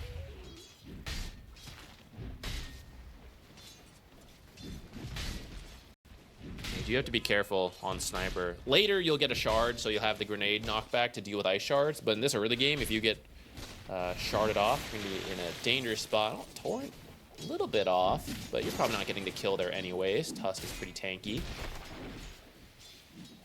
I'm surprised at how well this lane's going for JP. I thought they might get a little bit more out of the like Dawnbreaker Tusk combo, but 2 points in this Tidebringer has been doing like steady chip damage, and you still have the Oracle at any point to back you up. I mean, Kunkka, not only is Kunkka tanky, so it's difficult to kill him with that combo, but Dawnbreaker is very much a 100-0 type hero. Wants to kill you in one burst, and she needs enough health to do that. So if you're being constantly chipped by Tidebringer, even if you can kill someone, like say the Oracle, you try to go and you get the kill, you end up dying first. So it's actually going for Sniper. Cool move. This time, Lala gets caught out from the smoke. Pamplona will get the first blood. Now, he probably dies here to the Oracle. He does Blood Grenade to get the return, but yeah, Pamplona getting the last laugh here this time. A very necessary kill on the Sniper, who is starting to pull away in the lane. You do want to punish him in these early levels.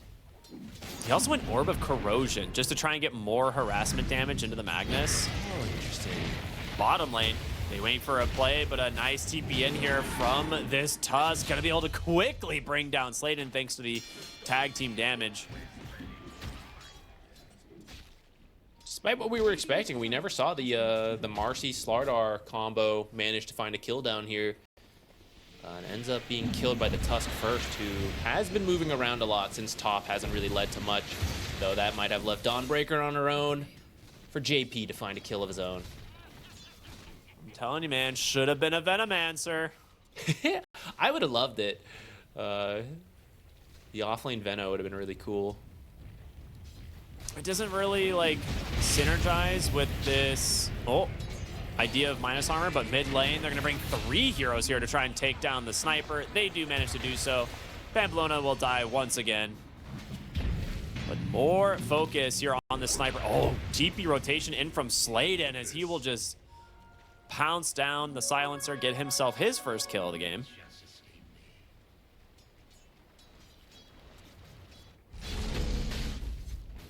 So that sets up the Magnus for a decent start, because having to deal with the sniper harass is annoying, and that's usually sniper strength, is win the lane. So the more you reduce that, the more you're reaching the point where Magnus will win the mid to late game when you have the RP catch on the sniper, push him out of position, easily get him killed off with the Ursa. You need to be winning this early game as sniper, and dying like that twice, starting to miss the whole point of the sniper pick.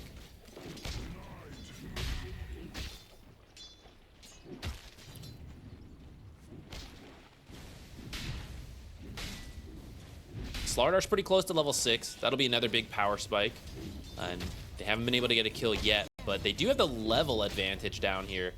And maybe they can start committing a little bit more once you have Corrosive Haze. Both supports pick up their own Wisdom Shrines, so they are not worried about that. Level 6 now for the Slardars, so Corrosive Haze online mid lane. Lala in trouble. The Dawnbreaker does make the rotation in an RP. It only catches the Oracle, and now with JP coming in, X the boat pulls back Faker. I feel like we're going to see a tip coming through here in a moment. 2 dead on the side of the Radiant. A great response here from Infamous. Great idea to try to use the bottom lane. RP and the... Here's the Corrosive Haze. You rotated mid. He's dead. Yeah, he's definitely dead. That's 3 points bash here on the Slardar, which not that typical, but you have pick-me-up coming in from Sladen. If he gets vision of the silencer, I think they know he's down here on the bottom side. They do see him now. Get him a little bit closer. Just needs 1 stomp. Yeah, they got him. The damage. 1 more auto attack. Yeah. Yeah, I mean, the idea of using RP and Solar Guardian right away is great, but like you said, didn't quite catch the sniper, and at that point, you're tower diving for a support, even if you do get that kill. So it doesn't really pan out, and then because you rotated so much, your Ursa gets punished too. Spotted by a ward. They are keeping eyes on him, yeah. This is follow-up kill would be really huge. sick from Sladen. If they get this second kill, his game is destroyed, and he knows they're hunting for him. He knows something's up. He's going to try and make his way to the Twin Gate, but they have all the info that they need. Oh, Guessing the wait a wrong minute. way. Shrapnel? Oh, God. Ursa's been found. Yeah, that is a quick kill. Yeah, that's a great one because he had died, respawn TP back, so they knew there's nowhere he could go. They're going to find him eventually. And Ursa, you know, because we're going a Spellcaster Magnus, you're delivering the heroes to your damage dealer, but if Ursa's not having a great game, you don't have a damage dealer. So that's a great 2 kills in a row for Infamous, and it's even going to get them the safe lane tower. I mean, this is the first, like, in all the games that we've seen so far today, there hasn't been that much of a gold lead early on. We are at 4,000 here at 10 minutes. Like, pre-10 minutes. 9 minutes, 40 seconds into the game. 4,000 gold lead now for Infamous. And it's going to get a little bit more difficult as, like, Kunkka has had such a free game. 5,500 net worth, closing in on level 10 for this guy. I really like He's gonna see that ward. how they ended up playing this game with the way they changed their draft. Ping the sniper mid to just be, honestly, just be fine there. You know, the Kunkka did. I feel like it's 2 games in a row that we see this Dawnbreaker Tusk, and you know what they want. They want to get kills, and Infamous has. Oh no, Cook has an Invis rune. He might get the kill on the Faker. A Shrapnel's gonna come through, and that's enough. Oh, I mean, who expects the Invis ganking Oracle into the mid lane here behind your tier 2? It's just not that common. And now top lane.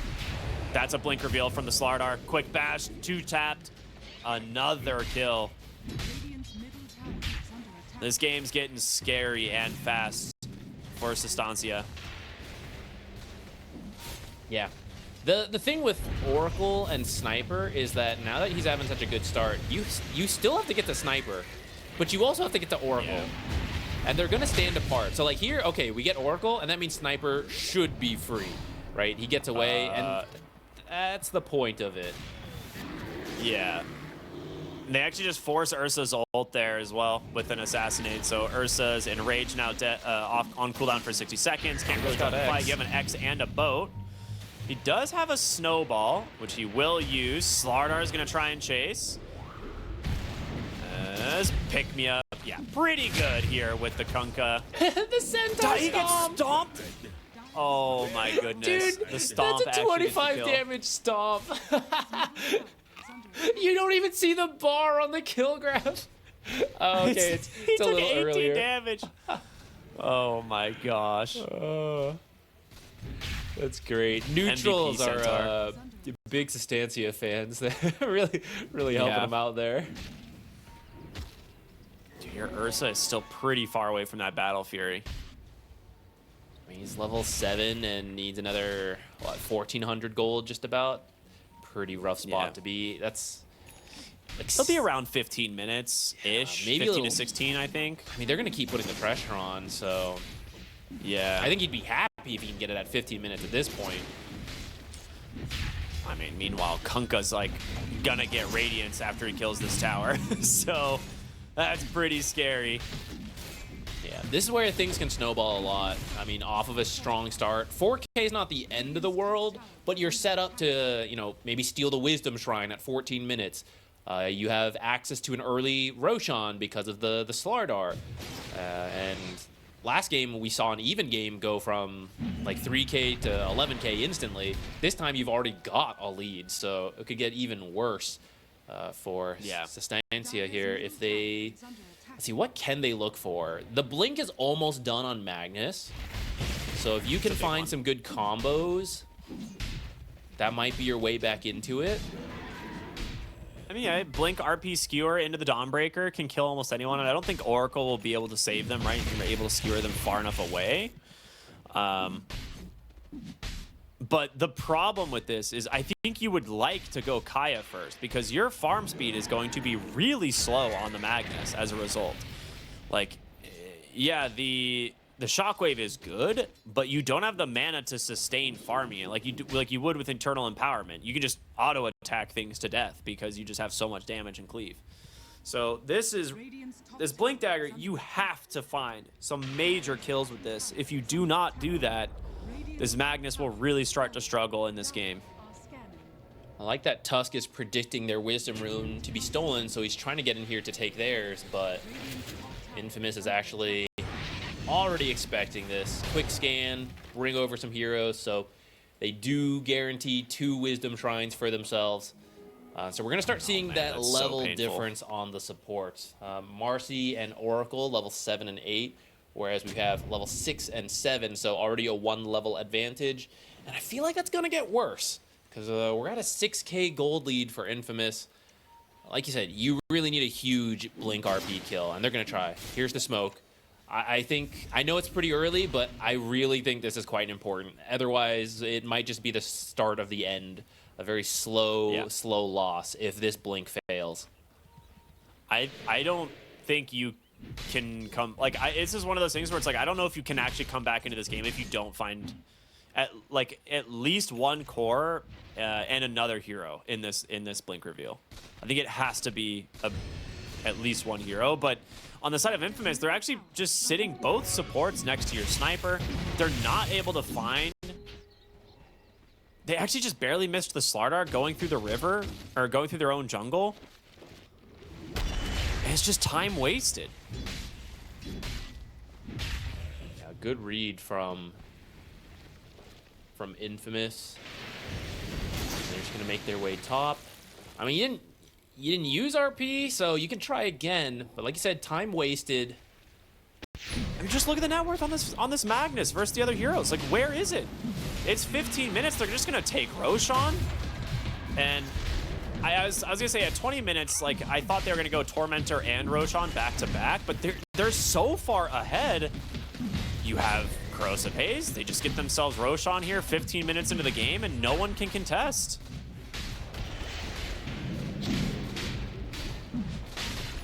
And you're not even getting a tower out of this. Like, bottom tower is being taken by a Tusk, but they TP down the Kunkka.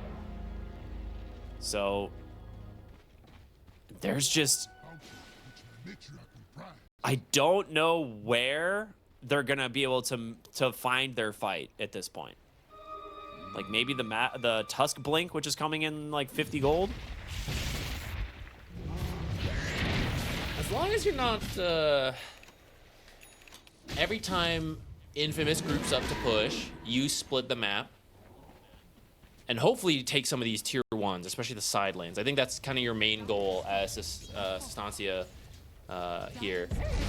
But at some point, as long as you're not like 20k behind as they come to your high ground, there's always the chance of the RP skewer, right? This is a good but you get one opportunity. chance This is at a that. good If they break opportunity high to ground, learn. I think it's gonna lead to the end of the game. So you have one more big opportunity there, and if you can find a smaller pickoffs in the meantime to help you out, you certainly go for it. But Infamous has been mostly playing together, not giving up that big fight or small pickoffs. It does mean their gold lead is not growing massively, so that's what can keep Sustancia in this game for now.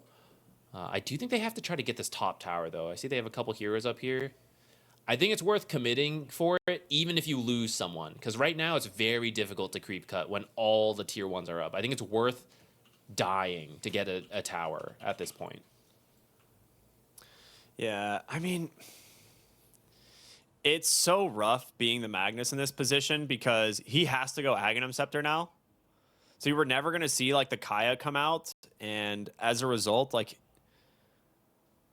you're not going to get to like your third item this game. Like you might get to your Ags, and then your third item is probably never happening because you're going to be like looking for fights, and you're not going to actually be like farming anymore. It's going to be difficult. I think you have to, though. I think when they picked it, they knew he was going to have to be this playmaker. That's why he opted for the Spellcaster build with diminishing returns, so you're not focused so much on farming. But like you said, it would have been nice to, do a little bit of both. Ooh, that's a good plate mail. Hold on. Skewer. Oh, he gets that Hurricane Pike off. They're just dying so fast. The Magnus dead first. The Crush will take down the second. And mind you, he still has Aegis. So even if you get that RP onto the sniper, he's coming back with a vengeance. That is 2 heroes dead. That is not the blink initiation you're hoping for with the Magnus. And now, I mean, I hate to say it, man, but I just don't know what you can do on Sustancia at this point. Like, where can you find the fights? Well, it's not on the sniper, I'll tell you that much. The Aegis and the Oracle behind it.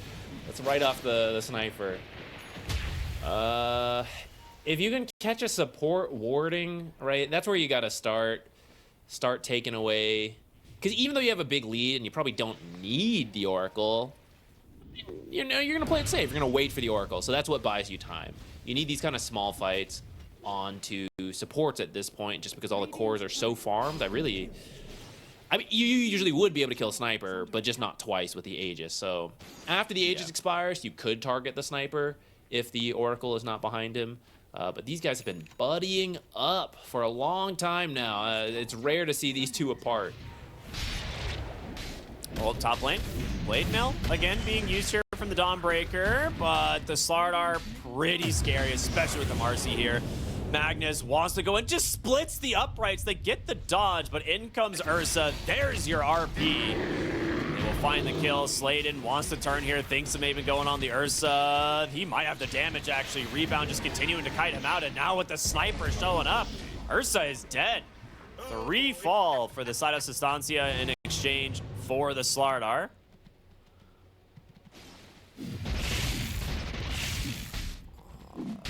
It's getting scary, man. Yeah, at least they got a Slardar kill, I guess. You know, Yeah. but I was honestly, because it felt so bad, I was like, oh, maybe that was still a gold win, but it is not. It is not. 3 for 1. Yep. And they're looking for Faker. They want him. Shrapnel connects. Sladen almost gets the Tumbler Toy into the toss back. But Lala is still just shredding this guy. They dropped the ward aggressively just to try and poke him a little bit more. We'll be able to blink dodge the assassinate. About sending the message. Oh boy. That might be a snowball save. All right, nicely done. Could blink in there from the Tusks. Does get the boat cool down. Now there is an amplify damage spawned on the top side. I think they see this. 1 minute left on the Aegis here for the sniper. And he I will do indeed think take that amplify damage. that's one of the buffs Oracle got, is that you now also know what rune is spawning, Yeah. and I think that's actually quite That's good, so good. in terms of planning. Like, for an average pub, probably not. But for a pro team to be able to plan around, like, oh, it's haste, whatever. Oh, it's amplify damage, you know, like, I need this. It allows them more options to be in the best place possible. That people might look at that rebound and be like, XD, he missed, but it's like, that's a rebound where he's looking for another hero. He knows that silencer is dead. He's looking for someone else. Bottom lane, Slardar, he's in very deep. The question is whether or not he can actually dodge this one out. I mean, he has Cook here with him. And now with the sniper rotating in as well, they just chase for the Ursa. He just gets deleted from the game. Pamplona is gonna join him. This game is looking rough.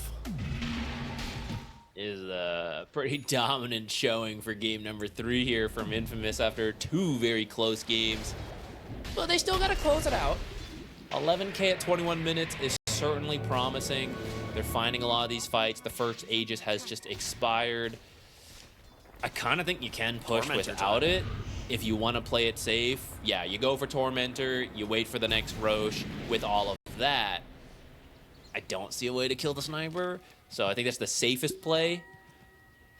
But if you get a kill in front of their base, I mean, he'll take some free tower They damage. can look for the tier 2. They have a ward. Okay, they know Oh, there's they saw smoke back that. there. And Slardar is ready to pop it. Yeah, he just jumped right in. Big crush onto 2. Pamplona has that snowball, but big RP. Actually, only onto 2. Dawnbreaker coming in. A pick-me-up saves the Oracle. Radiant's top tower. The global science doesn't allow them to finish any kill, and they will turn it around with the X. The boat grabs the silencer. Dawnbreaker is dead. Sladen rips him back into the team, and another pick-me-up save from Sladen. Oh, dude, that was some of the sickest movement I have seen from a Marcy in a while. Those were on point. Yeah, it was a pretty good RP too. Like, you need to get the Oracle. You can't kill anyone if Oracle's alive, which is why Marcy choosing to save the Oracle is actually very heads up, knowing that you save Oracle, Oracle will then save Kunkka if it's needed. But in the end, they didn't even have the damage to finally kill the Kunkka. So after all of that, you still have False Promise available to you. Yeah. And that was with Sniper not being that close for that fight. So imagine that, Dude, but yeah. Sniper is actually there attacking the entire time. Slardar barely dodges RP, but the Marcy getting the pick-me-up, the frame before Global Silence comes out too, is actually so nuts. Yeah, and then from here, like, Sniper now joins the fight, and it's already gone this He's like, way. oh, you guys doing something over here or what? Sorry guys, Like, farming busy ancients farming. over there. They're smoked up, looking for more. They know this top lane being pushed out by the Magnus. The Courier actually gets seen, and now they will go for the blink out. They should survive this. Well, I say that. They get the vision onto Faker. Oracle is here. He's going to try and TP out, but there's just no way now. Now, You've pulled him to the you. Shockwave pulls the Slardar to the low ground. Oh, that's not where you wanted. Well, he Wait probably a wasn't. minute. I take it back.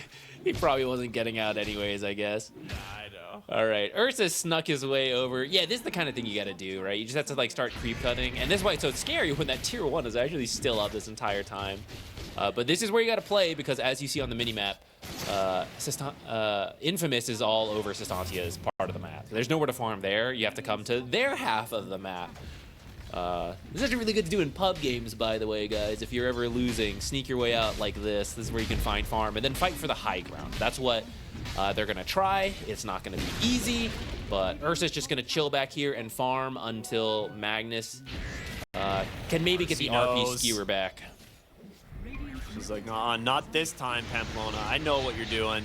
Yules into the rebound, into the pullback, into the root. He does have a snowball in a blink in a moment. But he's going to try and put him in an awkward spot close to his team. Where does he blink to? Up onto the high ground. The assassinate is there. It was close. Just in time. Godlike spree for Lala. And now the question for Infamous is, what do you do next? Roshan potentially up here at any moment, right? We saw them take this fairly early into the game at just 15, 16 minutes. So it's going to be respawning somewhat soon. Dire's top tower. Yeah, you still wait for it. Tormentor will be moving bottom. You just wait. If you find a kill, you take it, and while the Tusk is dead, they're going to try for a smoke. But if you don't find anything, you'll just fall back, wait for the Roche. That Tusk move is still overall worth it because it brought 3 heroes back. He only gave a few hundred gold because he's in such a rough spot. That's why creep cutting like that, although risky, when you're this far behind, the risk is worth it. And imagine he gets There's out, the right? axe. He gets all of that for free, and then it's even better. Yeah. Ags for the Magnus, which is pretty good. They need this to secure pickoffs. That being said, Sniper has gone a very defensive build. I say quote-unquote defensive. It's like Hurricane Pike. He has the shard for the grenade, and now he also has Disperser. So he has 3 avenues to be able to dodge and move around in these fights, but also to dispel global silence. They will find themselves a Dawnbreaker here. Blade Mill, not being used quite yet. There's going to be a nice Walrus Punch into the Startbreaker, but it gets canceled. And now you're stuck on the low ground here. She's tanky, but not going to be tanky enough to survive this one. Ooh, Marcy teaming back. She saw the Ursa cut the wave. They're looking. They're scanned. They know he's there. Or I guess Ooh, blinked over. Ursa knows they're there. And hops back down. Oh, Wait. that's a sick dodge. That's a sick dodge. Very nice. Radiant's middle How come no one's done, specifically Infamous? Why have they not taken Tormentor?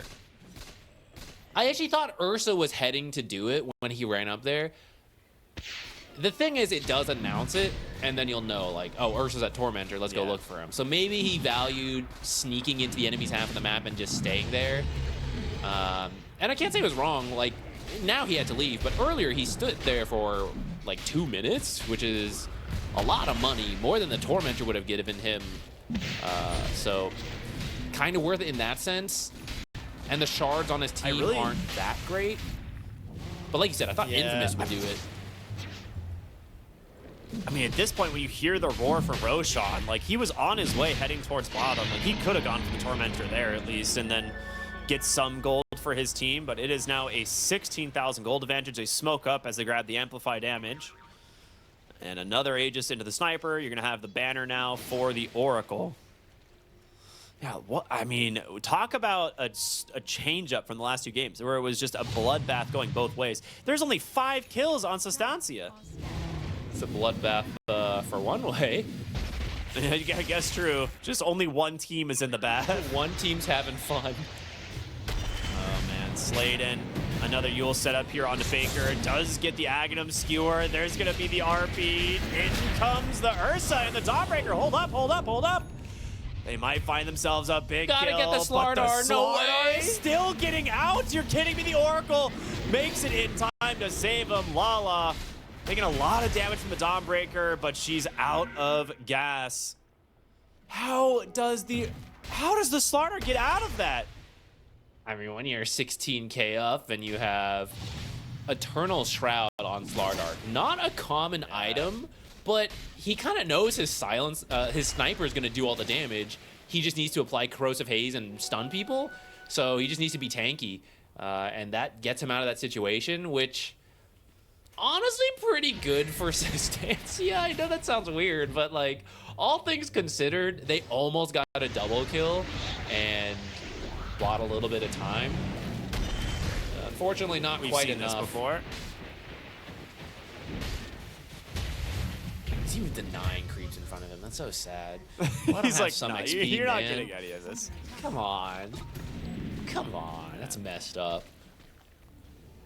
I mean, Like here's tier where things one are just tough, being- right? Sniper can actually hit the tower out of range, and then Oracle's behind the sniper even further back. So it's really You hard. also just have X. Yeah. If you wanted to be even further back, you could do that too. Just X the sniper every time. I mean, or he just like, yeah, X's himself, and it's like if Magnus tries to go for this like blink, you know, horn toss skewer back, like you just X the target he goes on. Yeah, that would be the ultra safe version if they were the team 18k behind, but when you're 18k up, you can take more risks. Slardar is just dumping damage here in the top side now. That being said, they will turn it around here with the Dawnbreaker, and they do get the kill, but it's going to cost you big in the mid lane as well. Snowball going to come through. Boat does not connect, but your support's in some trouble. E-Blade does buy him a little bit of space. Nice horn toss. They get their hands on the Oracle. There's the global. A great defense so far from Sustancia as they did buy back for this. The RP, it does connect. Sniper doing a work. Nice pick-me-up saves this Kunkka for now, as they're going to buy back on the Oracle, look to get right back into this game. And, okay, you have a sniper problem. Lala is having a great time. A great Hurricane Pike there to dodge the RP. Yeah, once again. Marcy with Aether Lens, and then she took the cast range on the enchantment. The longest range disposes in the world. She's using telekinesis. I was looking at that. Yeah, I was like, wait, what? Like the silencer just got gripped from like 600 range. Even now, she can pull sniper out. She's got big hands, you know? It's fine. Yeah. Really big hands. That's what it is. Pamplona, Oh, well, Tusk. It's rough. unlucky. What can you do? Sniper saw me. What can you do? This guy's got good eyesight for an old man. Oh, you get the Miss. Oracle. Horn toss, skewer, no RP, but do they have the damage to actually find the kill? Cook bails himself out with a false promise, and well, Lala, he's got the movement. Gets pretty far away. A pick-me-up gets the Oracle to safety. JP's in with a BKB, creating all the space. Now Dawnbreaker tries to get aggressive here, but there's the disarm. Pamplona dead to the sniper as he continues to look for more. And, well, it's going to be that Dawnbreaker. What insane plays from Slade in this game on the Marcy. Yeah, I think this pick-me-up has been, it's pretty fun. It was not worth it for 1,400 gold to have to buy that item, but having it as a facet option when you think it's a good game has been much better for her. The Hurricane Pike to cancel. All right, that was sick. Stops that skewer forward, the blink forward, a 2-tap eliminates that silencer. 4 dead without buyback, and there it is. The GG comes out, and Infamous will advance to the next round in this upper bracket. Very well done from Infamous. Like you said, this is upper bracket, so knocking Sustancia down to the lower bracket. They're not out yet.